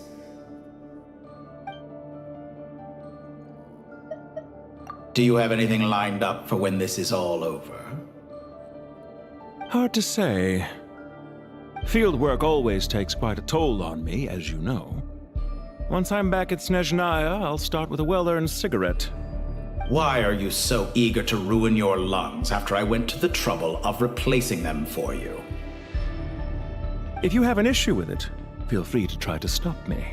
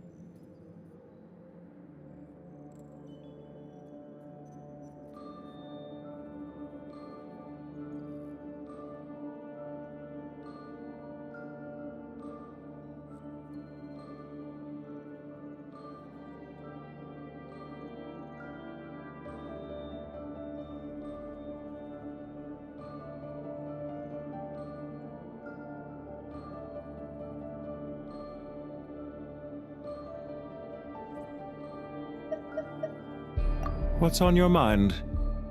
The limits of humanity. It's a pity. Despite running countless calculations, I find there is simply no way to reduce any further the amount of one's soul required to sustain an individual. It's rare to hear you admit to being unable to achieve something. I beg to differ. For instance, as I've told you before, the original me was prone to motion sickness and couldn't make long train rides. Ah, yes, of course. One of the reasons you often sent yourself out on errands. What are you thinking about now? A new experiment. In the event that my soul was depleted, say we extracted my data from someone else's memories, yours for instance, and then combined it with your intact soul as the base material, what would we create? Such a scenario would be impossible. Oh? As long as your current soul survives, there will be no need to create a new individual. Don't forget, you were the one who approved of the present situation wherein only one Dottore remains. And if you ceased to exist, who would be capable of performing this experiment?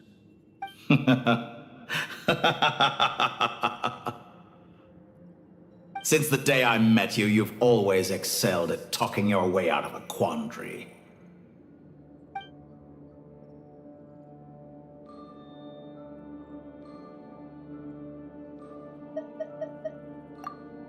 Isn't it a little too early to be saying goodbye?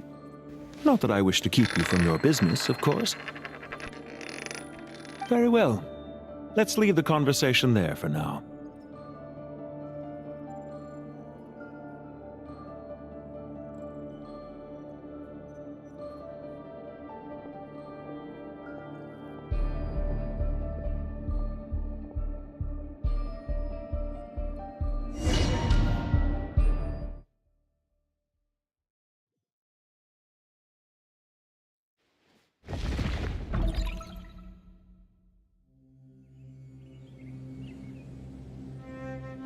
The power of King Deshret's 7 pillars is truly remarkable. With just a chessboard, you can move an entire unit across the material plane. Yeah, sets us up for a much easier fight. Really makes my day. The last time we stormed the city, it involved a lot more running around.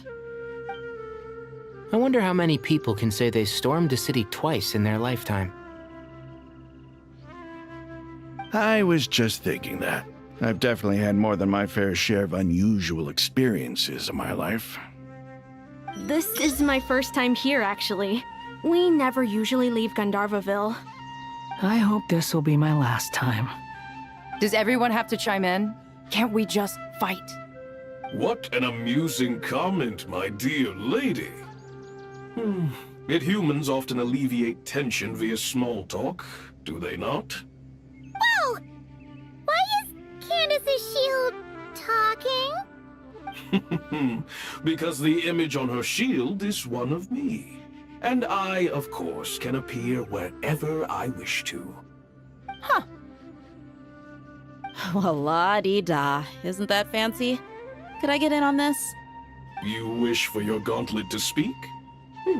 Why, certainly. Ahem. I think you'll find that it is I whose image is carved hereupon. Thanks. Definitely feel stronger now. You're welcome, my lady. I am glad to lend you my power. Sino, what's the situation? There are troops stationed at every entrance. As we expected. A frontal assault will suffice. Everyone, stick to the plan. We'll take the main entrance. You head for the House of Dana's side door. Move out.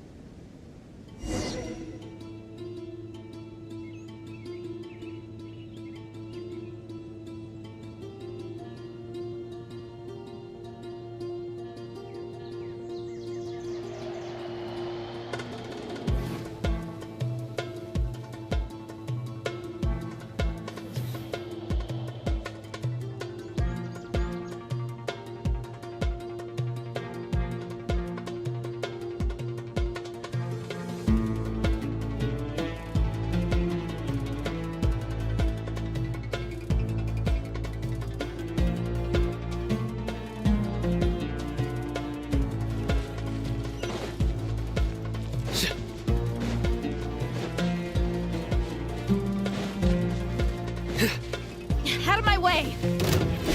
Take this! Watch out! Get lost! Whew. Thank you, Jet. You gotta be more careful. If you're not ready to put your life on the line, you can't be certain of defeating your opponent. She's right. Keep your wits about you, Rana.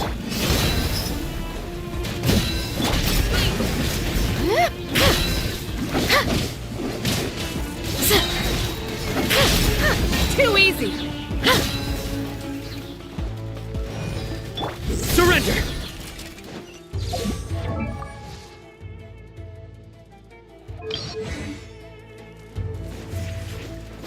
So soon. We shall prevail! Yield! Buckle up! Nowhere to run! Take them out and secure the harbor.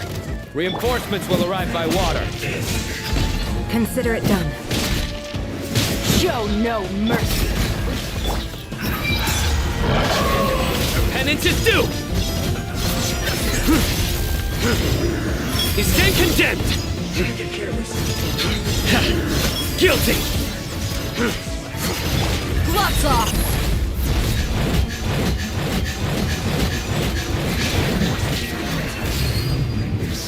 Let's get it on! Yeah!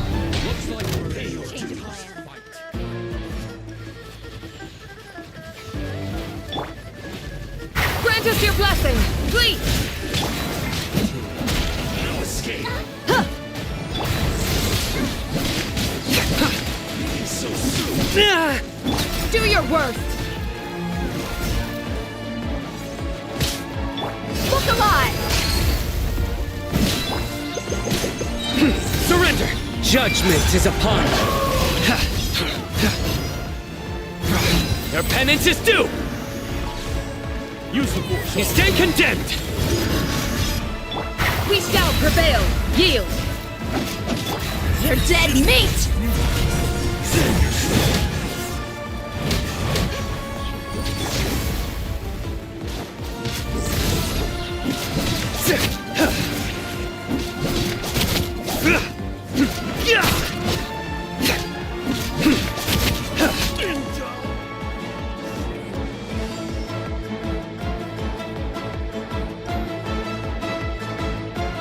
Waterway secured. Brothers! Sisters! Perfect. Just in time. Welcome. Once we've linked up, The team has arrived at the north entrance, as planned. Good. Press on.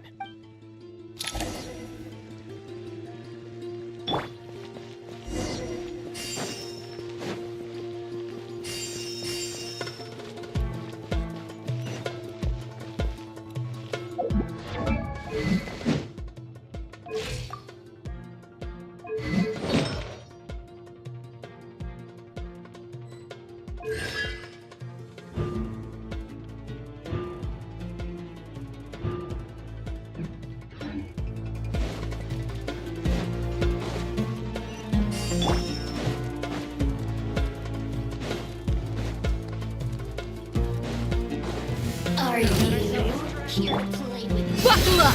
Hey! Please!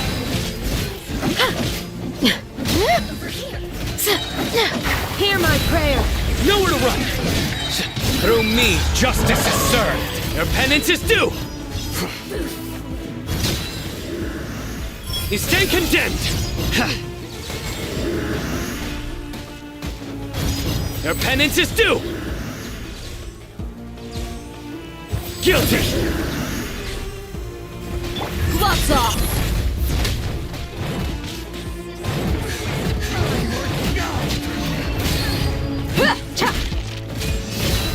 Grant us your blessing! Yield! Your sins weigh upon your soul! You stand condemned!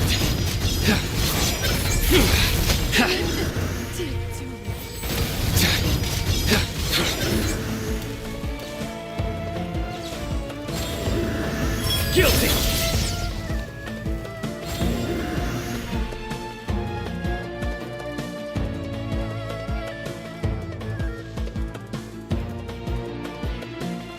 Look out! It's a... Finally. We need to hurry. Take the middle road now. Mahamatra Sino, area clear. Don't relax just yet. More Fatui approaching from the right.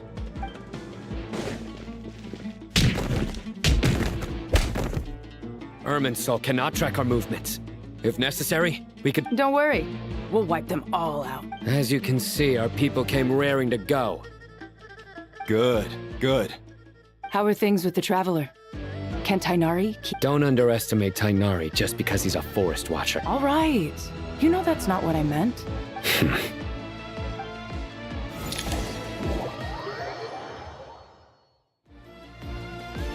Sino and the reinforcements have drawn the Fatui's fire away. It's our turn. By using a cluster leaf of cultivation, we can pass through certain terrain silently. Good luck with that. We'll just fly up there. Huh?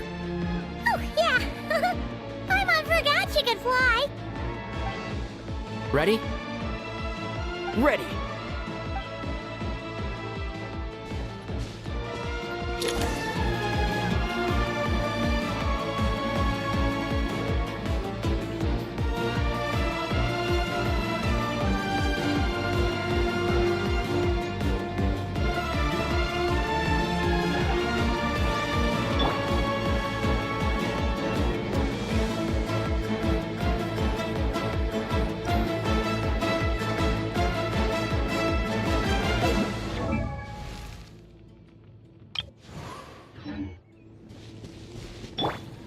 And shroud!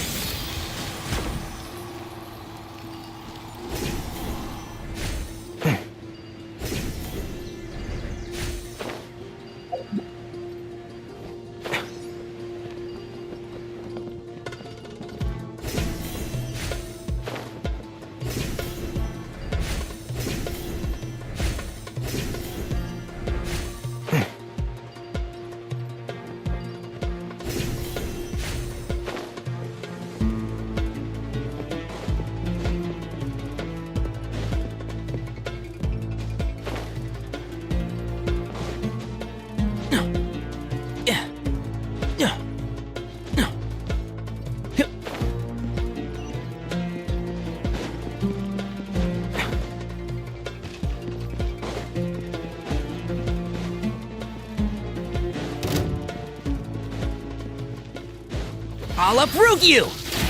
Keep up! Wretched vermin! How amusing. A new dawn rises! Scorch and burn!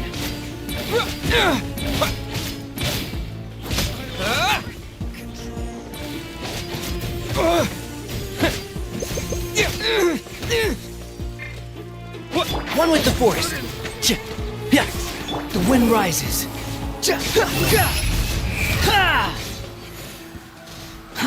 Too slow.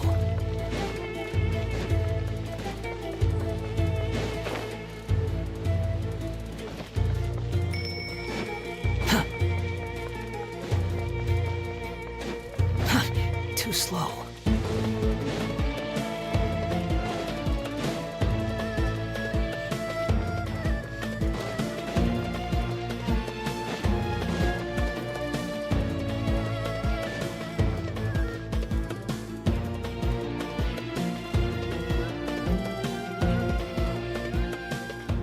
Fatui soldiers up ahead.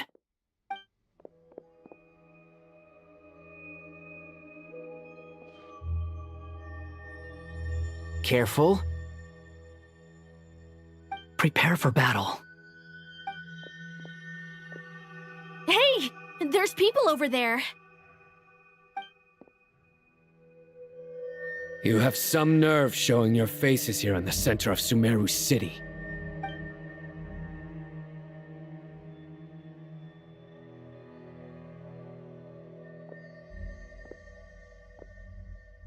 You're right on schedule. Well, this guy sure as heck isn't your average Fatui sergeant. They've stationed quite a few people nearby. It definitely looks like they were waiting for us. But something feels off. Everything about this guy feels too deliberate. I highly doubt he's just a subordinate of Dottores. So you've been waiting for us. But it looks like you're geared up for a conversation, rather than a battle. Very clever, General Mahamatra Sino. I know you're the one in charge of this siege, and I look forward to making a deal with you. A siege? Sumeru City belongs to us! Historically, yes. But things can always change. We have quite a sizable force with us, you know. For instance... There's a Fatui ambush at the north gate. Can you handle him? We can for now. Yes, I'm quite sure both sides can hold their ground for the time being. The battle has not yet reached its climax. But what happens next? Do you enjoy watching bloodshed? Surely some of those here are people you count as friends. Once a war begins, some people must die. I doubt you... Wait a second. It's a trick. He's not even there. Silence! He disappeared. What was that? A ghost? Curses! He was never there to begin with. That was just a shadow projected there to lure us in. Enough talk! Attack! I apologize for being unable to accompany you at this crucial moment. Sumeru's General Mahamatra is quite ruthless. It's a good thing I wasn't there in person. Your illusion held them up for a time just fine. But now that they have seen through it, they will realize you were just... Decoy or not, what matters now is that they will be heading your way imminently. Not imminently. They are already here. Quit following me.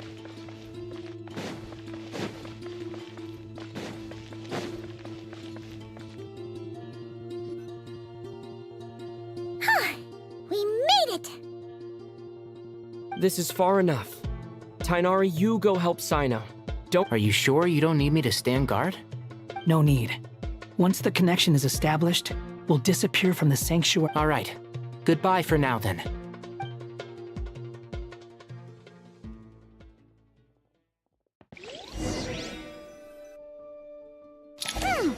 Now where's the interface Nahida mentioned? Come on, where's it hiding? Found it. It's over here. We can connect to the inside of Irminsul through the Sanctuary of Surasthana's built-in security. You should be pretty familiar with the process. Is it the same route as last time? For the most part. We don't need to adjust any of the parameters. Then I should be fine. And Paimon? Once you're both ready, we'll set up. Wait! The stakes are way higher this time, right? Maybe Paimon should stay outside and help the Huh? Why are you staring at me like... It's nothing. I just... Hey, you've grown quite a lot yourself. Don't you two start getting into it. Well, anyway, Paimon thinks she's pretty knowledgeable. Who's the best guide in Tavatigan? And don't forget... If we say Alhatham's not a weirdo, it's hard to explain how he came up with the idea of you applying to the academia. But for all that he counts, you're doing... She just goes to show how important it is to have someone supporting you. That's fair. I have learned a lot in Sumeru. Oh yeah. Did you ever come up with that ugly nickname you What? No way! We're friends now! Paimon gave up on giving you what... Fine. Suit yourself. We need to go. Paimon, if you're staying, look after yourself. Will do. Paimon's gonna link up with Tainari and Sino. You guys... We will be. Bye for...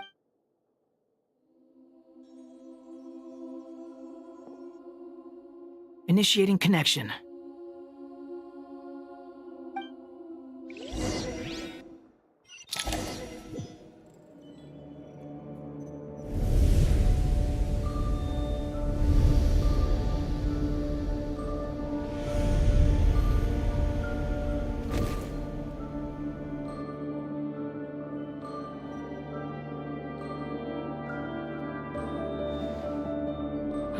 Well, here we are again. Come to think of it, I still don't even know where we're going. Thanks to our terminals, it should be impossible for Irminsul to read. Don't tell me. Only you need to know. Listen to me. Your safety is just as important. Don't even think about sacrificing yourself for the greater good. We came here together. All right, if you insist.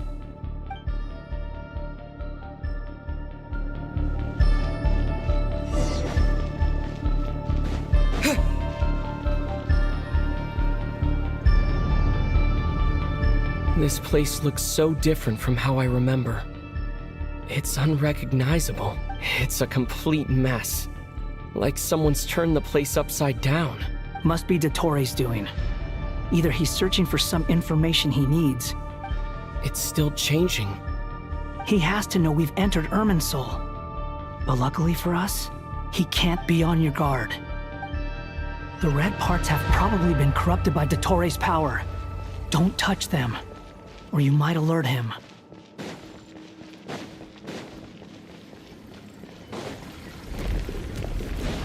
He's looking for us.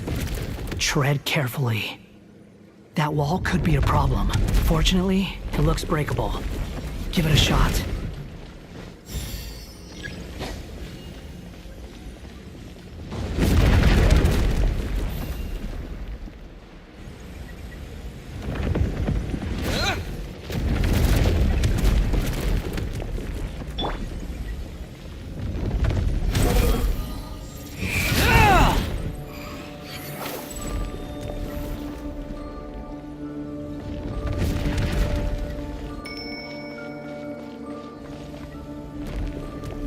Fury.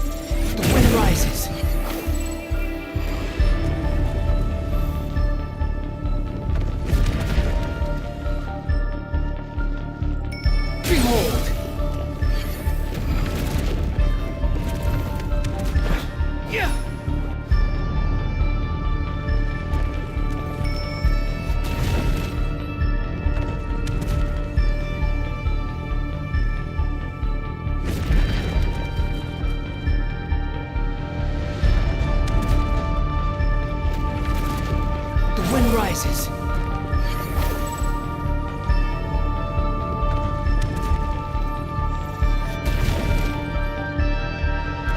Squall Fury.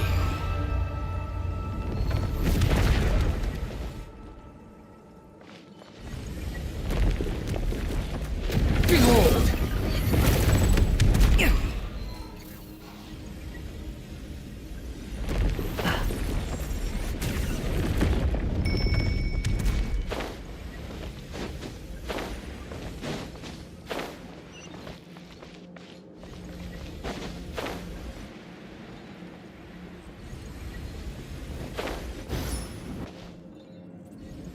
The wind rises.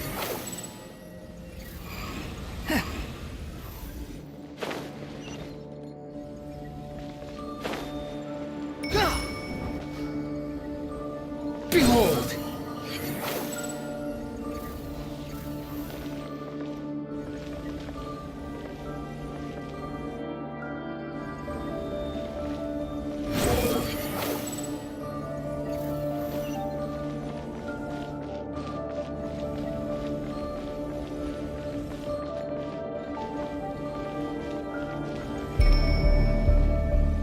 Rises. The same old trick again?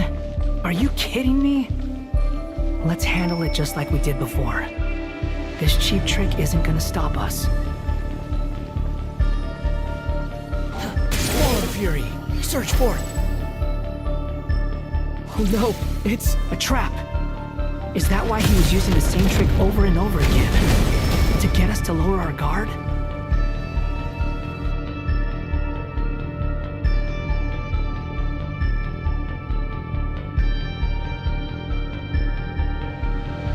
Trapped!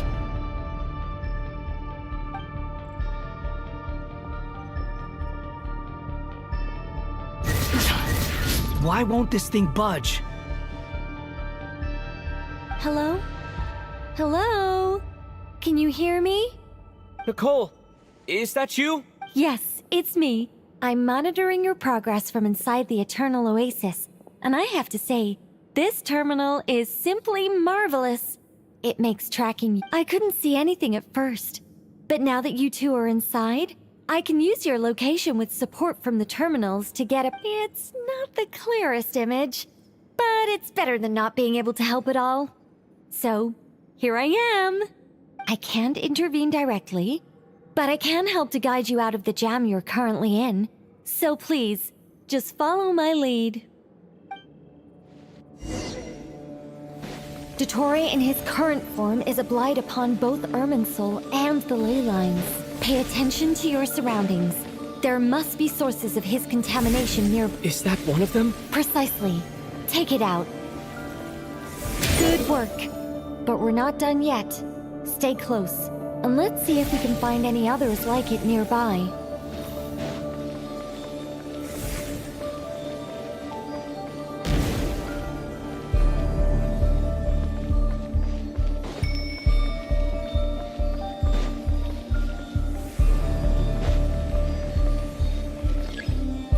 Squall Fury! This must be another one. Agreed. Now... Wait! Watch out! It's Dottore. I think he's found us. The seal is broken. Quick! Get out of there!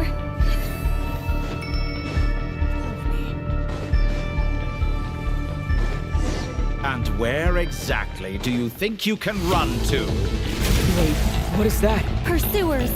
That's gotta be it! Run! Don't let that thing touch you. Dodge that attack!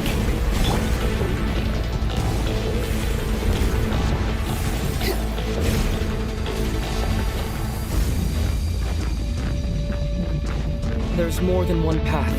Which way do we go? To the left! Trust me! Fleeing like vermin. What a pathetic sight.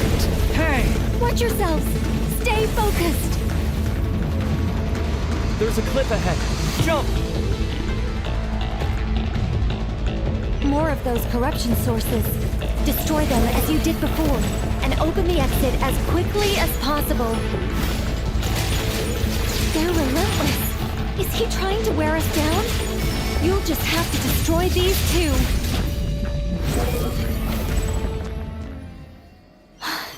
I think the pursuit is over. Hard to say. Stay alert. Sun rises.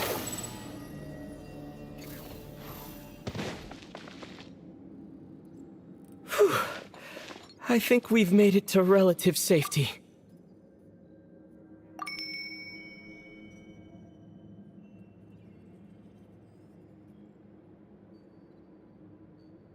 Phew, goodness.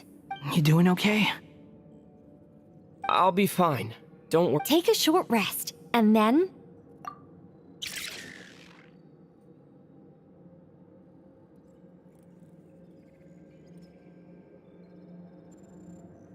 Nicole? Nicole! The connection's been cut. But that means... Look at you supporting one another. How...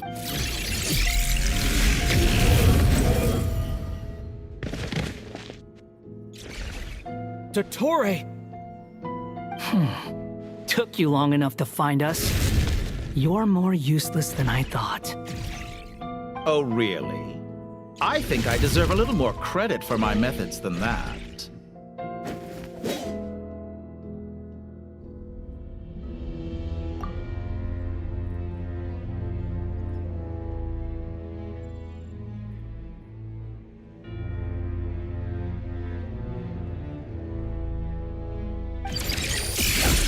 Rather than hunting you down, I chose to let you roam free.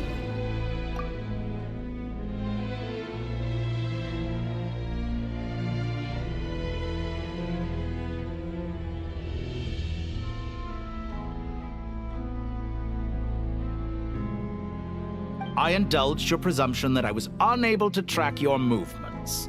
Played along with your clever little Fleeing is for animals, but I rather enjoy watching you flee. Some things lose the will to run altogether as soon as you put them in a... If that's true, then why did you come looking for us? Because I wanted to observe you up close, of course. Don't misunderstand me. I'm not here for a fight. Is it so unusual that I wish... After all, it's been a while. Scaramouche.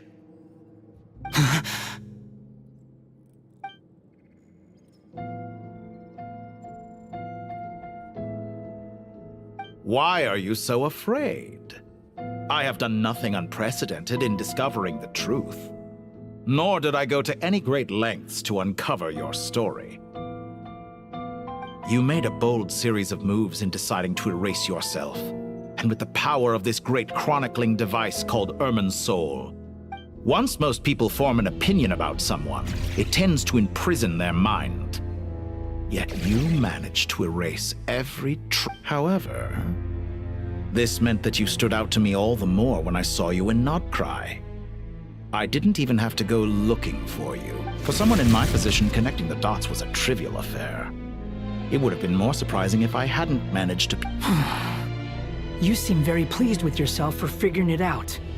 I'm sure you'd even be more delighted to learn the full extent of your... That would hardly be necessary. Besides, isn't there something that concerns you more right now? Let me put your mind at ease. I have no intention whatsoever of restoring any of the records you deleted. I doubt that the prospect of losing your current life is all that frightening to you. Because in your case, the cruelest twist of fate is that you'll never again have the chance to make up for any of your mistakes. Isn't it? Dottore?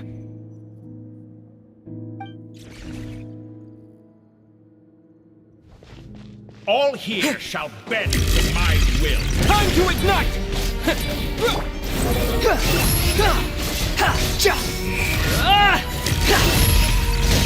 That's far enough!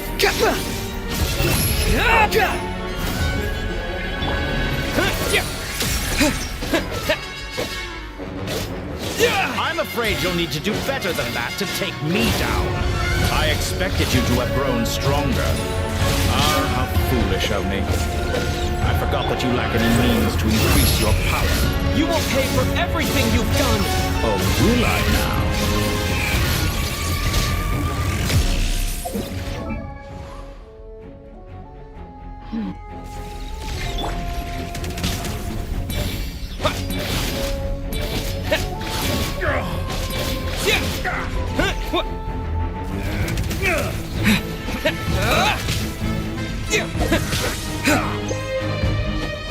Behold!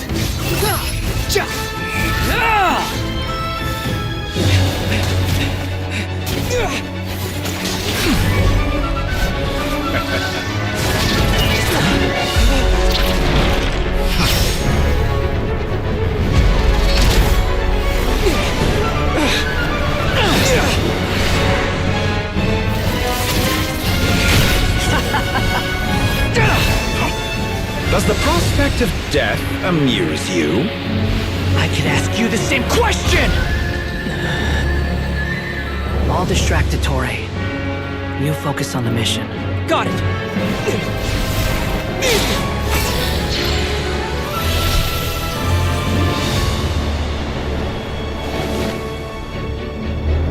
For the hopes and dreams of the masses. Open the secret door on this enchanting night. May wisdom's light eradicate ignorance and darkness, and hereby fulfill our ancient vow. Commence data extraction.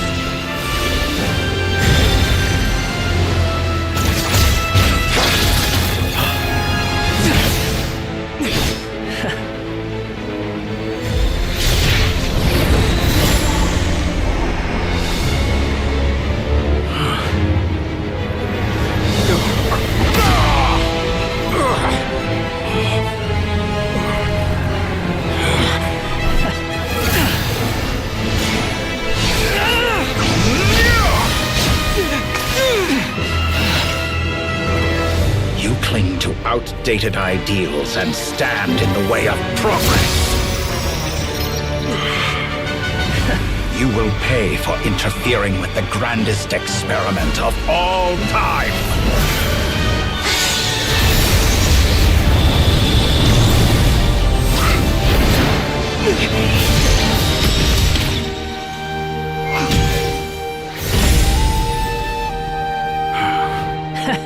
Good timing. Dottore, as clever as you are, you fail to understand wisdom. Wisdom takes many forms, but the path you have chosen eschews them all.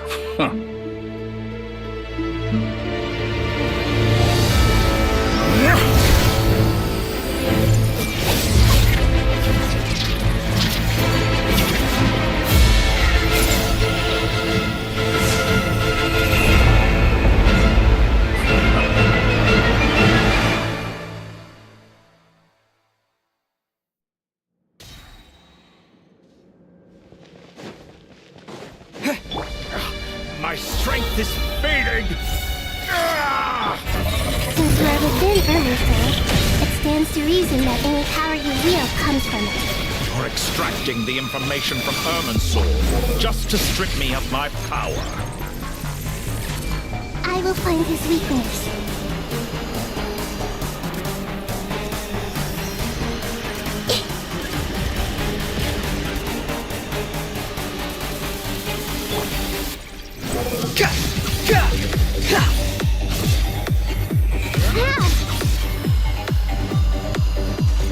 I admire your attempt to introduce a new barrier, but it's nowhere near enough. Swarm Fury! How amusing. Trick. Commit it to memory. The wind rises.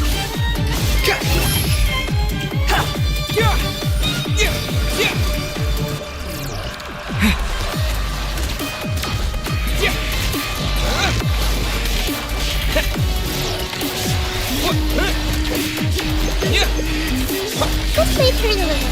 Let's change tactics. Swarm, you're dead.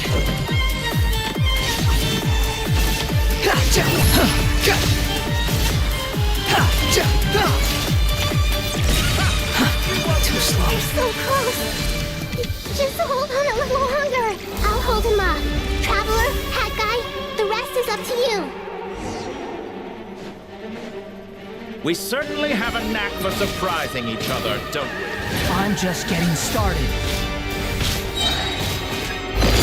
It's time. Say your prayers. Stay on the offensive, but watch your back.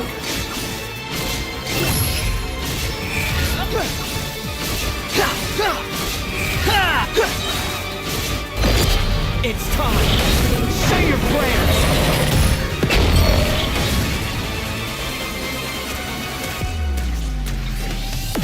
Behold!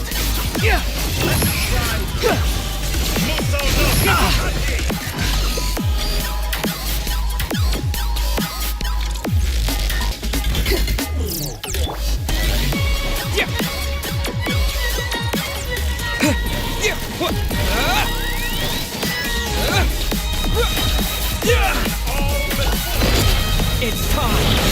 Say your prayers!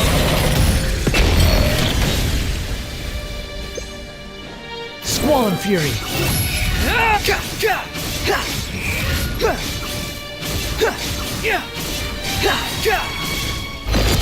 It's time!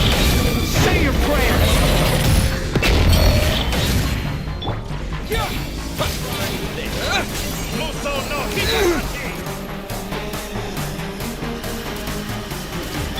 Behold!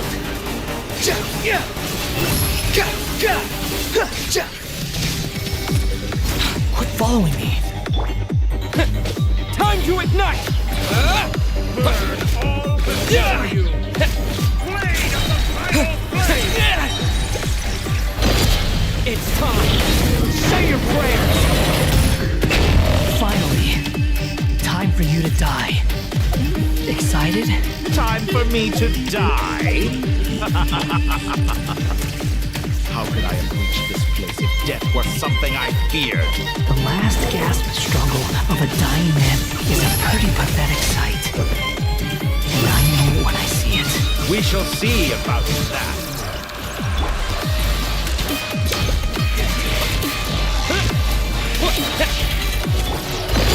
It's time! Say your prayers!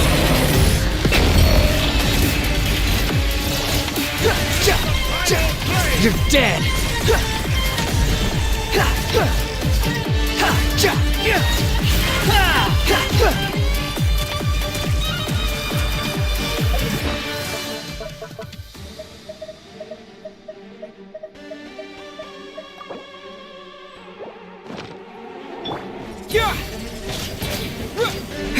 Behold! That's enough!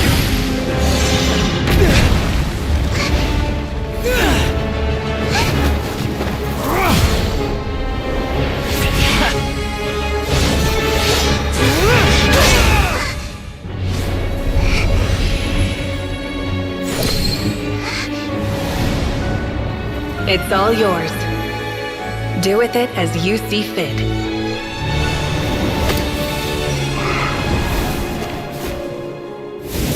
Just as you say, this world is home to some archaic things. And as you suppose, you are a formidable opponent. You have long coveted the secrets of wisdom. So now, I will demonstrate true wisdom in action. I invoke my supreme authority as the keeper of Irminsul. Command me or condemn me. Give your verdict now!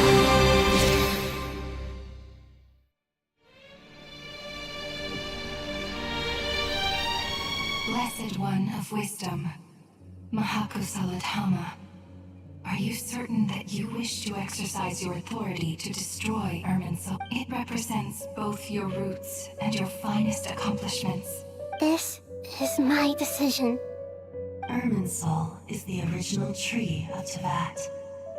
It is the means by which the heavenly... It is precisely because I honor and revere it that wisdom is knowing how to weigh the options and make the right decision. If you... Planting a seed begins the chain of cause and effect.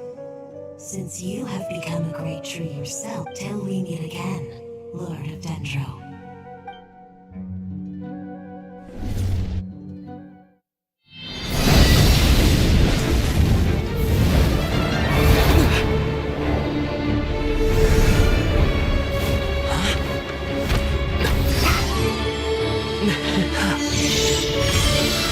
The first flame. The pure, cleansing fire.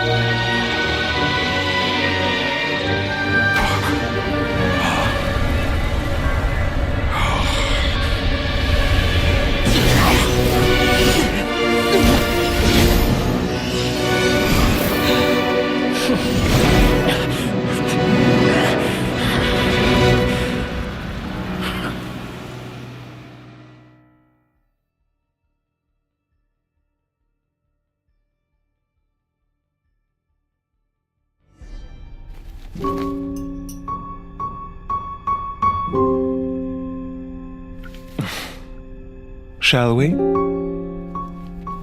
Where were we? I was suggesting that you needn't perform when signing a contract. You're only sitting here because your bank demanded an evaluation of the trustee. So you told a story about a young scholar from a merchant family in Sumeru? I told a compelling tale, didn't I? The post-expulsion story is far more captivating. The human experiments or the elixir of immortality? The part where you die. Ah, yes. My favorite part. The 35-year-old Segment thought of himself as Dottore, reserving the name Zandik for the original specimen. Of all the Segments, he was the most selfish. After his expulsion, Dottore searched for a new direction. He joined the Fatui, studied Elazar in great depth, secured resources. He was rather fortunate in his career. Zandik turned to Conrian technology and successfully created his segments. But this was not immortality. Even with backup segments, his body would still age. Still, thanks to Snezhnaya, Zandik found the ideal base for his experiments. Then a perfect partnership materialized at a crucial moment. The year that both parties realized they needed more time. Fortunately, Zandik succeeded. In a miraculous turn of events, he gained the extra time he needed. I seem to recall it differently. All right, it's true. No matter how much elixir he took, Zandik remained human and continued to age. Then, on the morning he turned 85...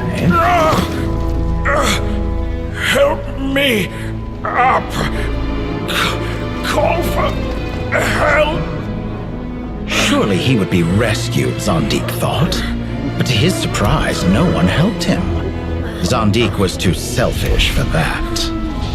Don't forget, you're one of us. Yes, and we're all waiting. Waiting for me to die. Pantalone arrived for a meeting and happened to witness what followed. He found it unsettling. I never said that. But the Zondiks were unfazed. It was a rare opportunity for self-dissection.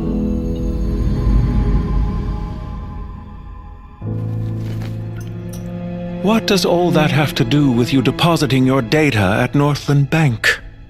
It has made me cherish my time in this world all the more. Fair enough. So you do have a sense of self-preservation.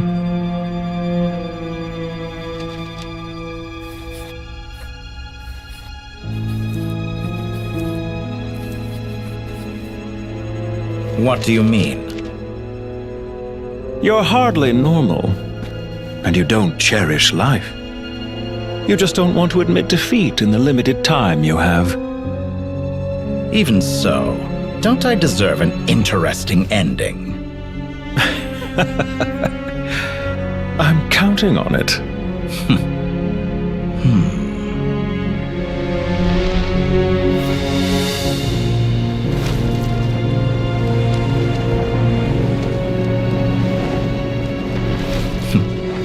If nothing else, I expect my funeral will be a grand affair indeed.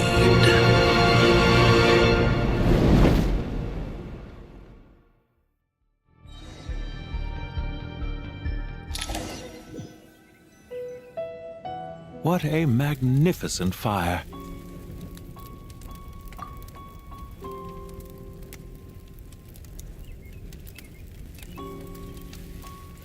In Snezhnaya, we light fires to ward off the cold. Fire, it seems, is antithetical to idea. Perhaps it has always been that way. From the beginning, fire has been used to drive away wild beasts and warm the body and mind. Mortal fear. Something you haven't been acquainted with in a long time, by the sound. Whereas you, I'm sure, must know the feeling quite well indeed. I remember when we first discussed the elixir of immortality. You fear the prospect of dying a wretched end in this world, don't you? Of course I do. I'm only human, after all. And while you may have forgotten it, you cannot deny that you too were once human, Dottore. I do not believe that there is no such fear. Perhaps you are right. But I abandoned it long ago and devoted myself to my experiments. From the very beginning, I never thought you could win. But still you came. Contract in hand. Because I am a reputable partner. And as we have discussed, experiments are about more than results alone. The process is equally important. I have come here and I'm afraid your journey ends here.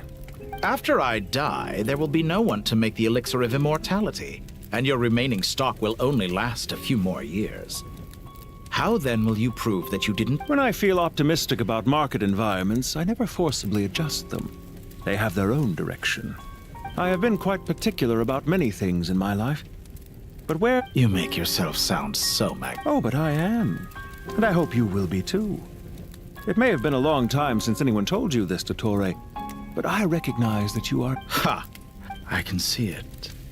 The experiment in blasphemy that I've been performing all this time.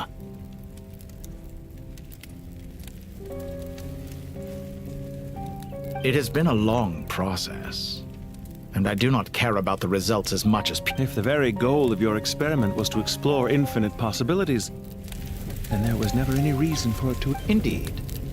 Yet now, the experiment has officially drawn to a close. What should I call you? Zondik? Or do you prefer Dottore? Suit yourself. Goodbye, Feofan. This time, that's what it truly is. And don't I know it? Goodbye, Zandik.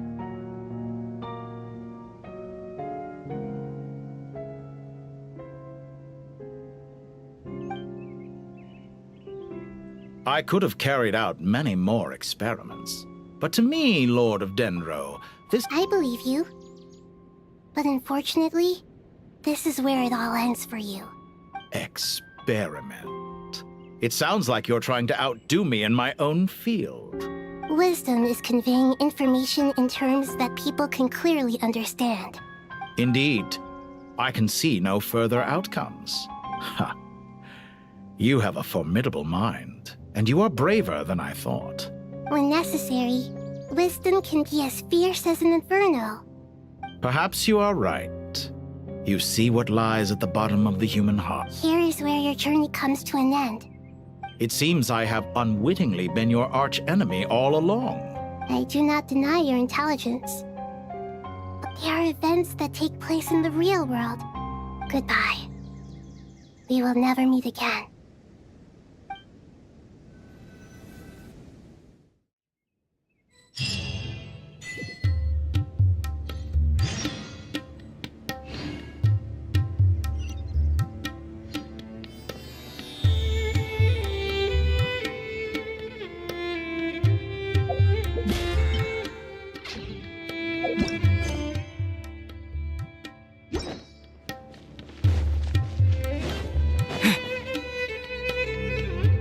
Well, that's the last of them. Everyone on the list is already back where they should be. It was a long, hard road, but we finally finished escorting everyone back. I just pray that we'll never need to leave again. I hope we can stay here forever in this peaceful paradise of our own choosing. Paradise. In the annals of the Temple of Silence, that word carries great significance. It represents the hopes and desires of the gods. Their longing for a place to rest. I wouldn't think gods need such a place. People always think they're the only ones who can lose their homes. They forget that gods too need a place to reside. As the Goat King once said, "A god without his people shall cease to exist." Gods need their believers every bit as much as their believers need them. Only we can truly understand how much the desert faith has faded over the centuries. But we still talk about the gods as though they're part of our lives. Given the myriad ways in which gods and humans interact, I'd say they really are. How else could Dunyarzad consider the Dendro Archon a friend? Well, that sounds about right to me. Describing them as friends sure makes us feel a whole lot closer. If you told me a few years back that I'd have this many friends, I'd have called you a liar. Belief is a choice, just like friendship. We've made our choices through battle. The right ones, wouldn't you say? I'll be heading back to the Temple of Silence. I heard the Goat King and the Ibis King decided to pay us a visit. How about you? It's back to Aru Village for us. Still plenty of supplies to distribute and people to help. Until next time, old friend. As long as you can find the time, you're always welcome to visit us in Aru Village. Right back at you. Make sure to drop by the Temple of Silence the next time you're free. Or it is that two of the other 7 pillars, Shezapang and Bennu, might also be dropping by. Since you're wearing the symbols of their power, it'd only be fitting if you came to see them for yourselves. Dropping by? That makes it sound like they're visiting a neighbor's home. Well, the temple was founded by Hermanubis, so I guess to them, that's exactly what it is. Guess that's true. All right. We'll make sure to find time to stop by. Stay safe on your journey home. I will.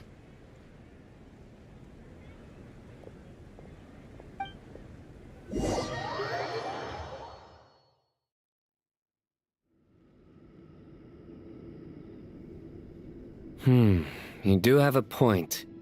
See? Retirement has always been a problem, especially for old-timers like us who've been locked away all these years. You finally step out into the light, and bam! You're face to face with a whole different world. Naturally. What do you think, Layla? Huh? Why would you think to ask me? How could I possibly be qualified to decide where the servants of King Deshret should live? Sorry if my question was unclear. Do you think their statues will stand out too much if we place them here? Hey, I never agreed to this. How could we possibly allow our statues to be left in Hermanubis' home? That would be like breaking into someone's house, then pretending it belonged to you in the first place. Different beliefs can coexist. We still need to respect one another. By which you mean, you two plan to stay at the Temple of Silence, for a while at least, but you have no intention of relocating your statues here. So, you see this as sort of a family visit? Is that correct? Family. You could say that. In a sense, Hermanubis would view this as his home. Just look at this place. Magnificent, is it not? The sad truth is, in the past, all three of us invested so much into misguided ventures. We failed to build what we should have, and wasted so much time instead. And what do you mean by that? I mean that for the most part, time spent associating with the likes of Sobek, and, let's say, Thoth, might reasonably be considered wasted. Why does that not surprise me? Go on. Anyway, given how much time we'll all be spending together, I'd say that the bonds we built will end up proving to have been a sound investment. Once Sethos, the current leader of the Temple of Silence, returns, you can discuss the matter of staying here with him. But judging by the expressions of everyone here, I imagine you'll receive a very warm welcome. This sacred ground houses untold knowledge, after all. What better place for the servants of King Deshret to appear in the mortal world? How about we share a meal together first? I imagine it's been many years since you last tasted fresh food. Oh, that sounds wonderful! After so many hundreds of years, I can only surmise that desert cuisine has become a lot more varied. Are we having a get-together? If you'd like. It seems the Ibis King has become a kind and passionate god. And you, Mr. Herreshoff? What kind of god do you wish to be? To be honest, I haven't given it much thought. How about you, Dendro Archon? Do you have any hopes for your future? Me? I'm very happy with my current life. Forgive my bluntness, but you do not seem to derive your authority from majesty and might, like Lord Al-Ahmar. Clearly your approach has its advantages, but also its dangers, don't you think? I do, but projecting a majestic front doesn't really suit me. Besides, my relationship with others isn't simply one of a god and her people. Not putting on airs might earn you more adoration. Exactly. Besides, I really like parties where everyone brings their own food, and we all come together to share. You should join us. I'm sure you'll find it fun. Last time when we got together for a picnic near the Avidia Forest, it was quite the occasion. Seeing as you're already here, how about we hold the next one in the desert? Can we do that? Wouldn't Tainari have to transport a ton of drinking water? Don't worry, I can help out. Layla, would you like to join us next time? Me? Sure. The more the merrier. That way we... Don't take this the wrong way. I just think you should know. When it comes to passing the time, chess is more our thing. In that case, Dendro Archon, what do you say? If I were to compete against you, I can't say with certainty I'd win, but I certainly wouldn't mind giving it a shot. Where's Sobek? I'm sure he'd be good for a few rounds. Cards, cards, cards! I'll always prefer chess. I wonder what variant of chess we're talking here. Mr. Thoth, is there some sort of astrological significance to this game? Oh, I'm glad you brought that up. As long as the leader of the Temple of Silence agrees, we can search Herm Anubis' place for books to teach you how to play.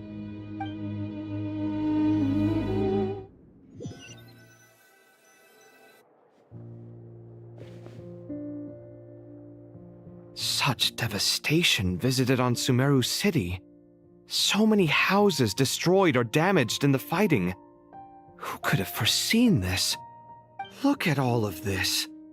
It's going to take me forever to tidy up. I suppose living below the academia doesn't always work out to your advantage. I would have thought a little appreciation of my sincerity and effort in helping to clean up this mess might be in order. Helping? Effort? This is your house! Of course you should be putting in the effort! If anything, I'm the one who's helping. So you see yourself as just a helper in this situation. I must admit, I'm right. If you're trying to say that since I live here too, I have an obligation to tidy up... Nevertheless... In the wake of a great storm, a missing roof is a predictable inconvenience. Can you stop making it seem like I care more about this house than you do? Doesn't it upset you at all to see your home in this state? I won't pretend it's ideal, but that's no reason to be upset. This is the roof over your head, your shelter from the cold. The furniture is scattered, the paintings have fallen off the walls, the windows are shattered. Don't you feel even a little disheartened? The way I see it, these problems are easily solved. Ugh, this is precisely why I hate talking to you about sentimental things. It's like banging my head against a wall. You simply don't understand just how much work goes into making a proper home. It sounds like this is causing you a lot of anguish. You mean the house or the paintings? I mean your sentimentality.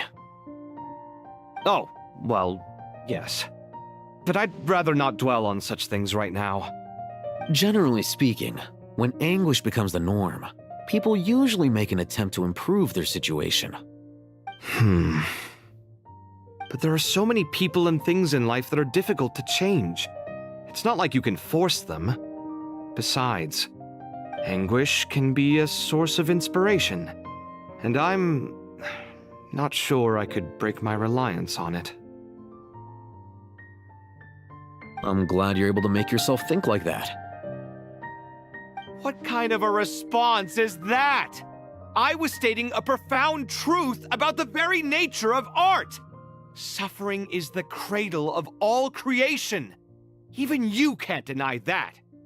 And I wasn't trying to. I'm just happy for you. Pure and simple. Can't you tell? Happy about what? Happy that you can always find an answer that backs up your views. You... More often than not, life is a process of running into problems and then searching for answers. Yours more than most. Not everyone's so good at justifying things to themselves. It's something that you've been steadily mastering. Huh. What about you, then? What skills have you been mastering lately? Pass me that box. Huh? Okay. You may consider this my progress on the path to mastery. What? Wait a second. Isn't that box mine? Hey, it is! It must have fallen off that shelf. I'll hate them. Those are my paints and inks. Would you like me to put it in your bedroom for you? Huh? I mean, sure, if you don't mind. What kind of progress is this? Does he think he can bribe me? Not that giving me back my own things is much of a bribe.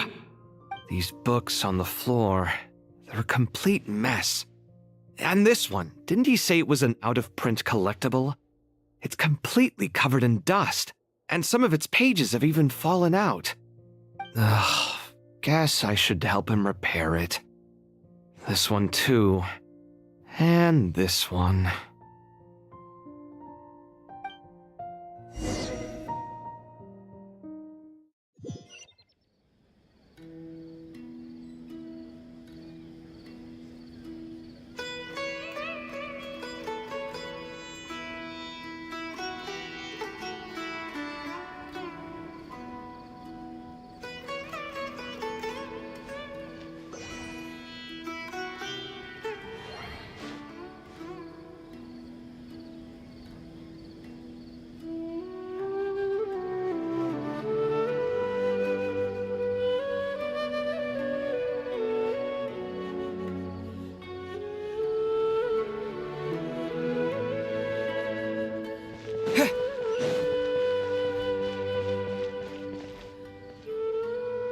Local sumpter beasts, imported goods, such a bright future ahead.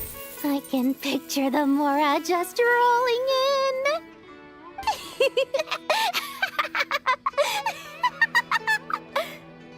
You do realize you sound like a choking cow? It's called being imposing. Can't you feel it? Are you not intimidated? Oh, I'm positively shaking in my sandals. What commands do you have for me, oh mighty Lord Sangamabe? You've got a lot of nerve, Nefer. You went and told Candace and the others everything, didn't you?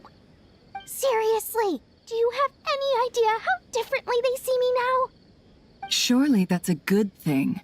I presume they're more disposed to actually like you now, maybe even view you as a friend. You traded my secret for sympathy! Thanks to you, I've lost every last shred of my mercantile majesty. How am I supposed to make anyone think I'm a big, scary investor now? The dark days of Lord Sangamabe are behind you. Why not take this chance to make a few honest friends? Speaking of friends, since when did the notorious Lady Nefer gain such an admiration for holier-than-thou types? A moon chanter here, an angel there? Who'd have thought it? A coming together of fates, nothing more. No need to throw around accusations of admiration. Forget it. You're right about one thing at least. Making friends is never a bad thing for a merchant. So, I really took a loss this time.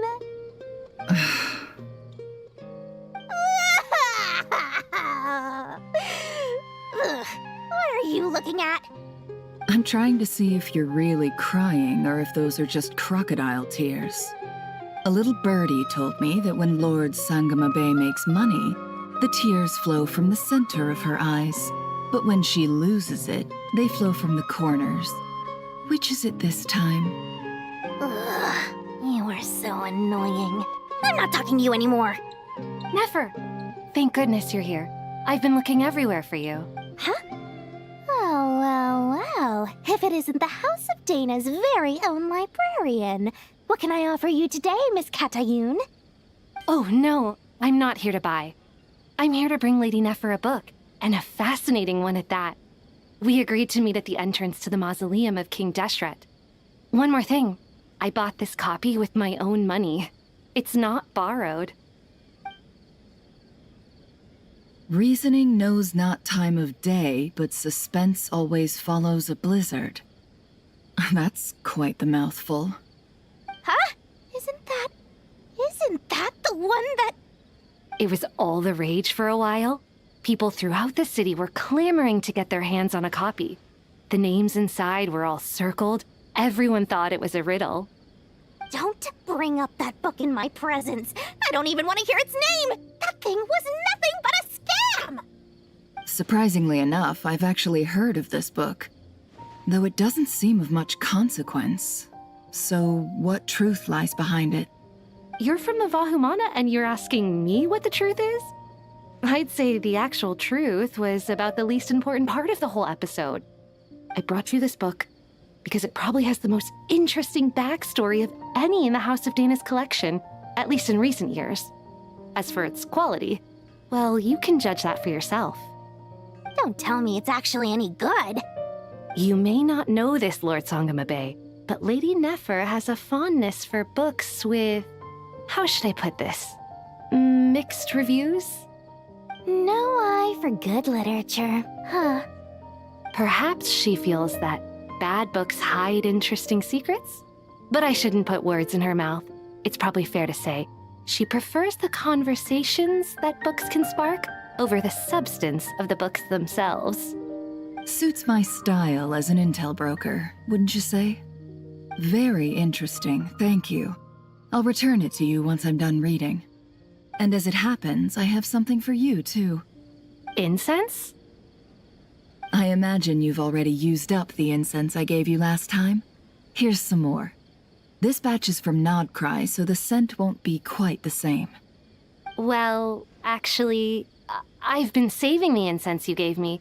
I couldn't bring myself to waste it without a special occasion. But I'll gladly accept this, too. Katayun, you haven't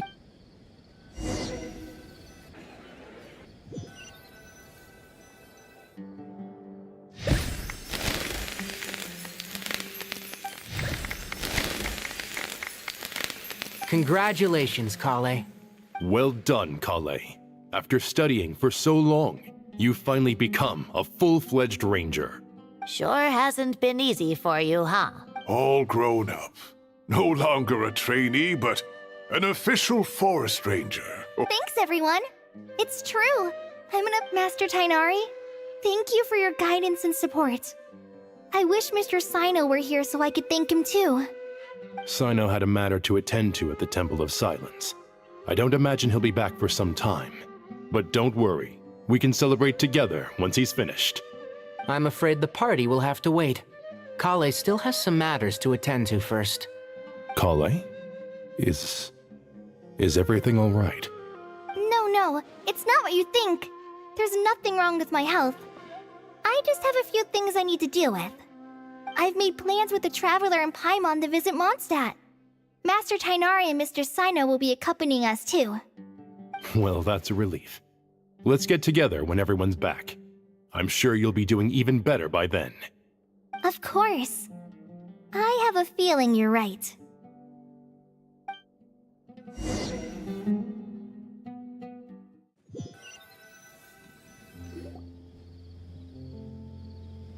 Phew! After all that catching up on sleep and food, Paimon's feeling full of vim and vigor again. For someone who spends so much time resting, your recovery routine is surprisingly simple. Hey! Paimon's been working her butt off too, you know. She flew all over the city helping everyone out.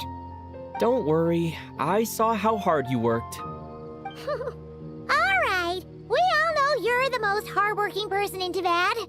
As long as you're rested and full, that's what really matters. Paimon's been looking around the place, and it seems like the city's already on the mend. But Paimon's been wondering how Nahida's doing. We should check in on her.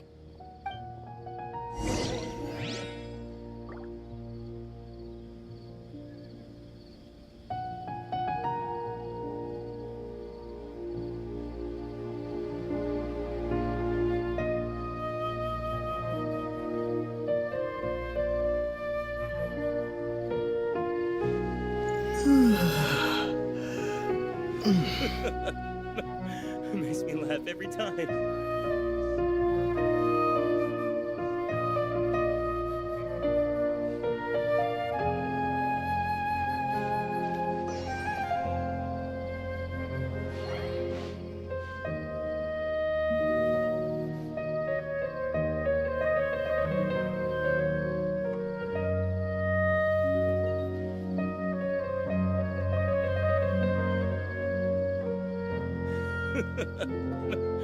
Makes me laugh every time.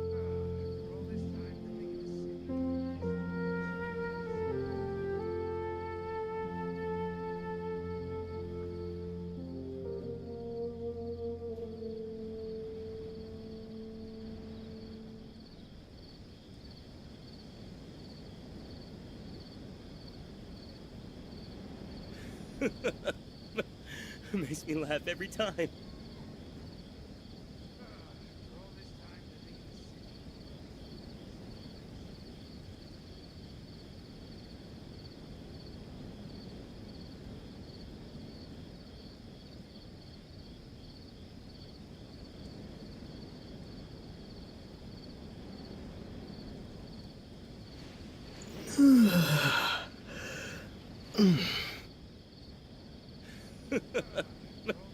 Makes me laugh every time.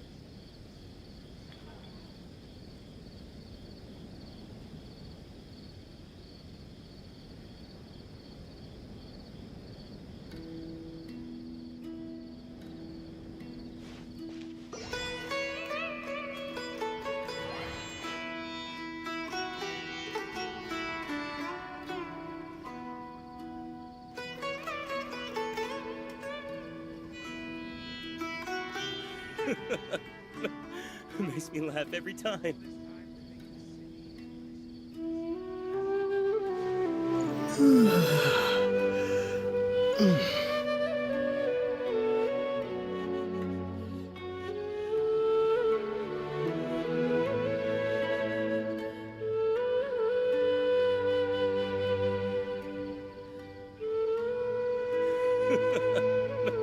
Makes me laugh every time.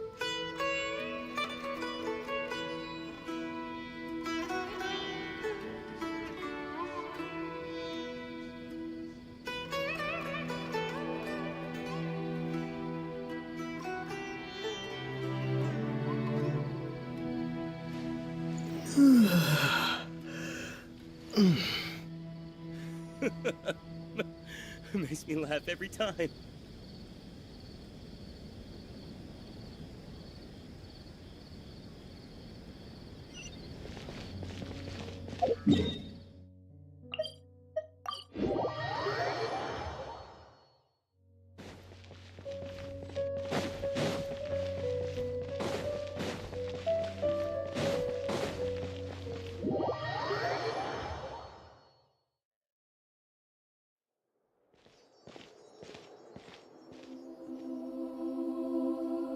Hey, Nahida! And Hat Guy's here too! Traveler, Paimon!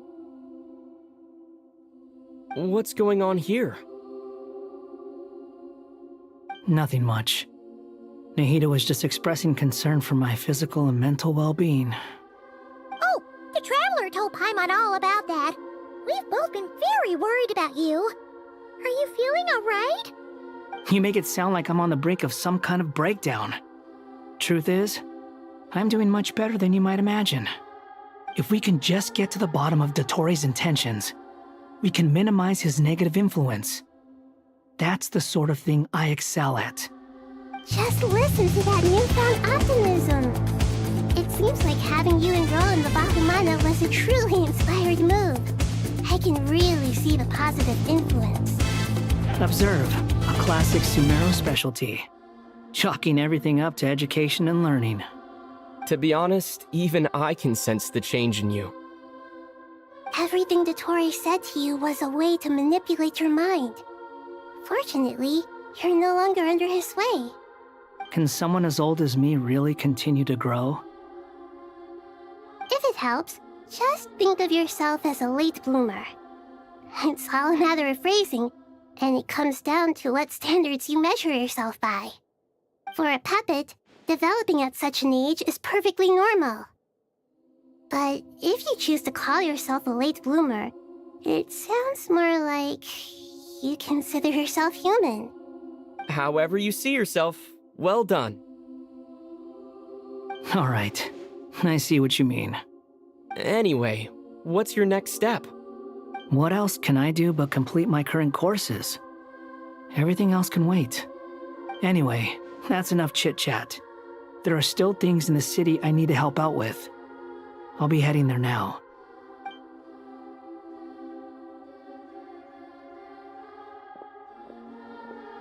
I'm so happy that Hat Guy is doing better than we thought. But what about you, Nahida? How are you holding up? The pyronosis burned down the corrupted Irminsul. The flames blazed for 7 days and 7 nights before they finally subsided. Now, Aru shoulders the responsibilities that once belonged to Irminsul. Irminsul has a strong influence over you, doesn't it? How will you— There is no need to worry. Thanks to Nicole's extraordinary talents, my connection to Irminsul has been severed and transposed onto Aru. Angels can do things like that? They can. Such abilities are precisely what makes them so powerful. The goddess of flowers, Nabu Malikata, once claimed that she too could perform. In my eyes, much of what she went on to achieve reached such transcendent levels. Her and Nicole So, does that mean your situation is stable now? Correct. Just imagine that Aru has become the new Irminsul, and the essence of my existence, the wisdom of Sumeru, has ultimately converged into a single, unified entity. Whatever it is, The important thing is that you're okay, Nahida. Dendro Archon, Lesser Lord Kusanali. Oh, thank goodness you're here. Sir Nevis, do you have something urgent to say? Yes, there's something I need to report. We've received a message from...